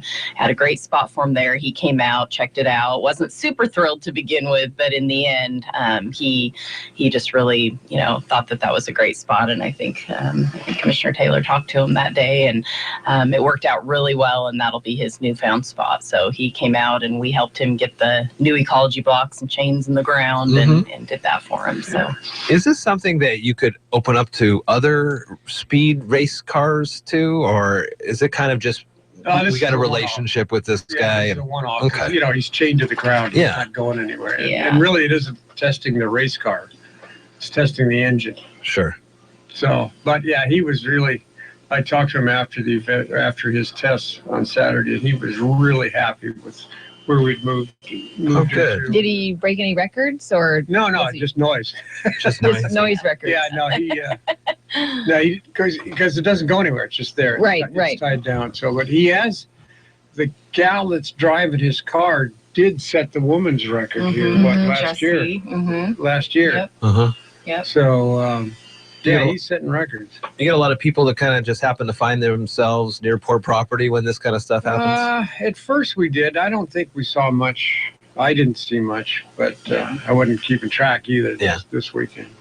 Well, good. One of the big things, so you have them on the old inactive runway. That's where going to be using that up throughout the rest of the summer. And then what else is going on with you guys? Well, just one more thing on that event, too, is that they're talking about in the future, if they come back to test, to do it more like an event to where at the end of the event, they could fire off those engines. And so they could have their sponsors and various community members come out.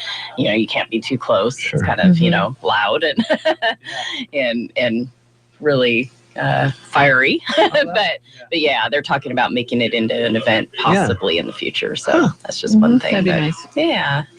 So. We were seeing that this week in Elma, I believe, at the library in Elma or McCleary. They're having conversations about Cascadia rising and this summer's earthquake drills, the big massive drills. How are plans going with all that for you guys up at the port? Fine. We're just waiting for them to show up? Yeah. Essentially. The plans are laid for us in the county. We're pretty much set.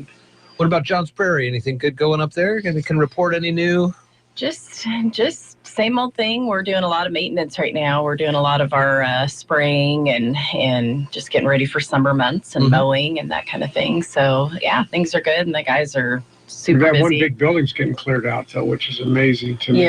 Yes. So at the old Simpson Mill, and so now Sierra Pacific owns that, and Simon Metals has been in there just clearing buildings like mad, and it's, every time you go out day by day, it changes. It's amazing. So. When you looked at it 4 months ago, I looked at that building, and there's no way they're going to get all that stuff out of there. And within about 6 weeks now, it's pretty much cleaned out. Yeah. They're really it's amazing what they can do, and we're looking forward to that because then it gives us another 26,000 square feet, something like that. Man, Guys are growing big time up and there. we've got people, lined up to go into it. Waiting in line. Yeah.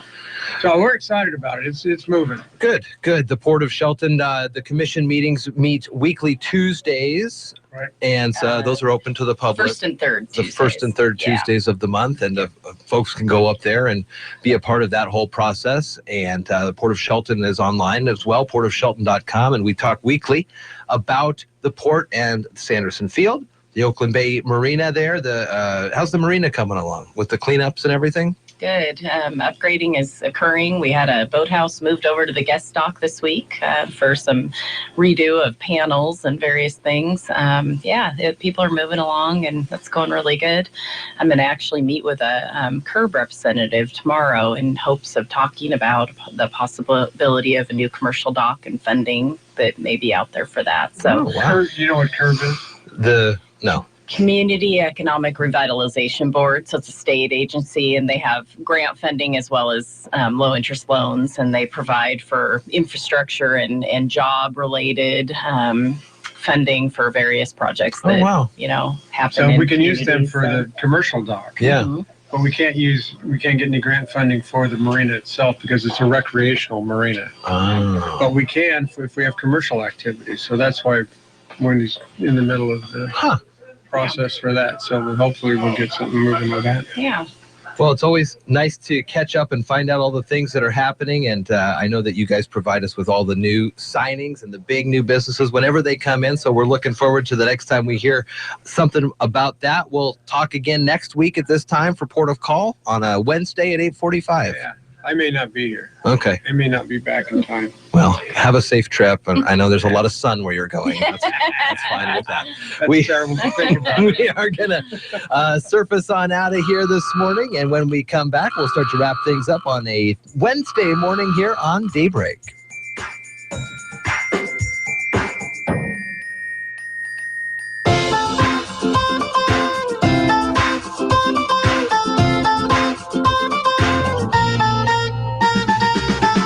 Listening to Daybreak on iFIBER ONE Newsradio. Does a southerly breeze blow south or north? We'll get you pointed in the right direction on the Old Farmer's Almanac Radio Report. With more practical tips and useful advice, this is the Old Farmer's Almanac Radio Report for Wednesday, April 27th, the 118th day of the year. War hero and 18th President Ulysses S. Grant was born on this day, and mothers rejoiced when Pampers disposable diapers were patented in 1961. Here's a basic weather question that we often hear, and the answer isn't as obvious as it might seem. Does wind direction indicate the direction it blows from or towards? The answer, of course, is from. Winds are always named for their source. In other words, a west wind blows from the west towards the east. Just the opposite is true in other parts of our language. For example, an eastbound train or a ship on a southerly course would be going towards those directions. That's the Old Farmer's Almanac Radio Report. Have a question for the Old Farmer? Ask it online at almanac.com. Hi, everyone. This is Mark Tobert, your advertising consultant from iFIBER ONE Newsradio. Are you missing customers because you only market to a specific group? iFIBER ONE Newsradio can help you hit a larger group of buyers with our diverse audience. We are 24 hours of local and national breaking news, award-winning talk radio, and primetime sports, including local high school sports. What does this mean to you? This means our listeners listen longer to entire programs and don't switch to another station when a commercial comes on. Our coverage in the Puget Sound area hits over 500,000 listeners, including Mason County, Thurston County, Grace Harbor County, King, Pierce, Joint Base Lewis McCourt, and Kitsap County to the Bremerton Naval Base. All advertising is 100% tax deductible. So how can you afford not to advertise? Call me, Mark Tobert, at iFIBER ONE Newsradio to become a total audience plan advertiser. Just call 360-426-1030. iFIBER ONE News Radio, 1030 KMAS and FM 103.3 presents Daybreak.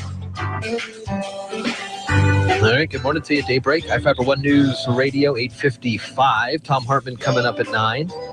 ABC News, Marilyn Foster as well. We'll get there right before Tom jumps on. He'll be on till noon when Dave Ramsey is on the air just after that. Chad Benson from 3 to 6. And Mariners looking for the sweep of the Houston Astros. It is a pregame at 6 tonight in 7:10, the first pitch. Kansas City comes to town for this weekend series, and then the Mariners are on the road for a couple series there against the Athletics and the Astros once again. The Mariners Monday Trivia Contest continues this upcoming Monday, and listen during the sports report for the clues to call at 462-1041 when you hear the theme music. Get in. The first caller with the right answer wins tickets to an upcoming Mariners game, and it's the May 14th game against Los Angeles. It's also Root Sports' Kyle Seager bobblehead night, so it's going to be a lot of fun. Yeah, it will be a great game. Mary Lynn Foster's news coming up in just a couple of moments. She'll talk about the S&P rates for Mason PUD 3's financial strength. Got an A+ from Standard & Poor's. Shelton man crashed into a power pole. That was the power outage yesterday that we were talking about. An Olympia woman dies, and there is a Shelton man who faces a vehicular homicide charge in the case. And the EDC is hosting their roundtable today. The topic, value-added agriculture. That all coming up with Mary Lynn Foster. Nick Scott takes over our local news coverage from noon into the afternoon. And you can always share our news on our new website, iFiber1newsradio.com. Also, we're on Twitter at iFiber1Radio and on Facebook at facebook.com/1030KMAS, or you can just search for iFiber One News Radio in the search bar. That's right. You can comment on Facebook or you can comment on our website. You just have to register, and then you can comment on pretty much any story we have, and you can create a whole profile, put your picture on or what have you, a little, what do they call it? Your icon? No, well, your picture comic. Your emoji? Emoji, no. And that's like the graphic. Yeah, I will think of that word in a little Seems pretty while. easy to sign up with us, just a username, and that even could be, but remember, it will show up next to your posts. Yes, it will. So kind of along the same lines of getting a proper email address before you start your job searching. And I mean, you're not going to be like Big Pimp Dog 53. You know, say, hey, I'd like a job here. Why don't you send me an email? Big Pimp Dog 53. Well, that's the whole thing about social media is people use social media to find you when they are looking you up. And they'll look at your Facebook page, your Twitter page, things that you comment on. Oh, yeah, that gets through the whole. And it stays there forever. The whole kit and caboodle That's there. right. Pretty darn amazing. All right, 8:58, iFiber One News Radio. Have a great rest of your day. It's Wednesday here. We'll start wrapping things up for the week with Mike Patty from Central Mason Fire and EMS tomorrow. Steve Goins as well as we focus on Shelton. And then it'll be Friday. Yeah. Talk to you tomorrow, though. Not quite there. We'll get there soon. You're listening to Daybreak on iFiber One News Radio.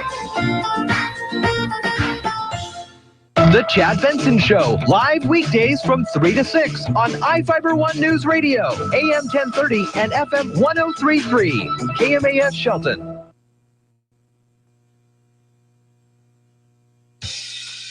It's that time of year again for Seattle Mariners baseball, and iFiber One News Radio is the only station to carry the Mariners in the South Sound. Be part of the team and advertise your business on iFiber One News Radio's coverage of the Mariners broadcast every day this season. Summertime in the Northwest means people traveling to enjoy outdoor activities and listening to the Mariners while camping, fishing, and boating. And the only place to listen to the Mariners around Puget Sound is on iFiber One News Radio. Your business should be part of the Mariners broadcast each day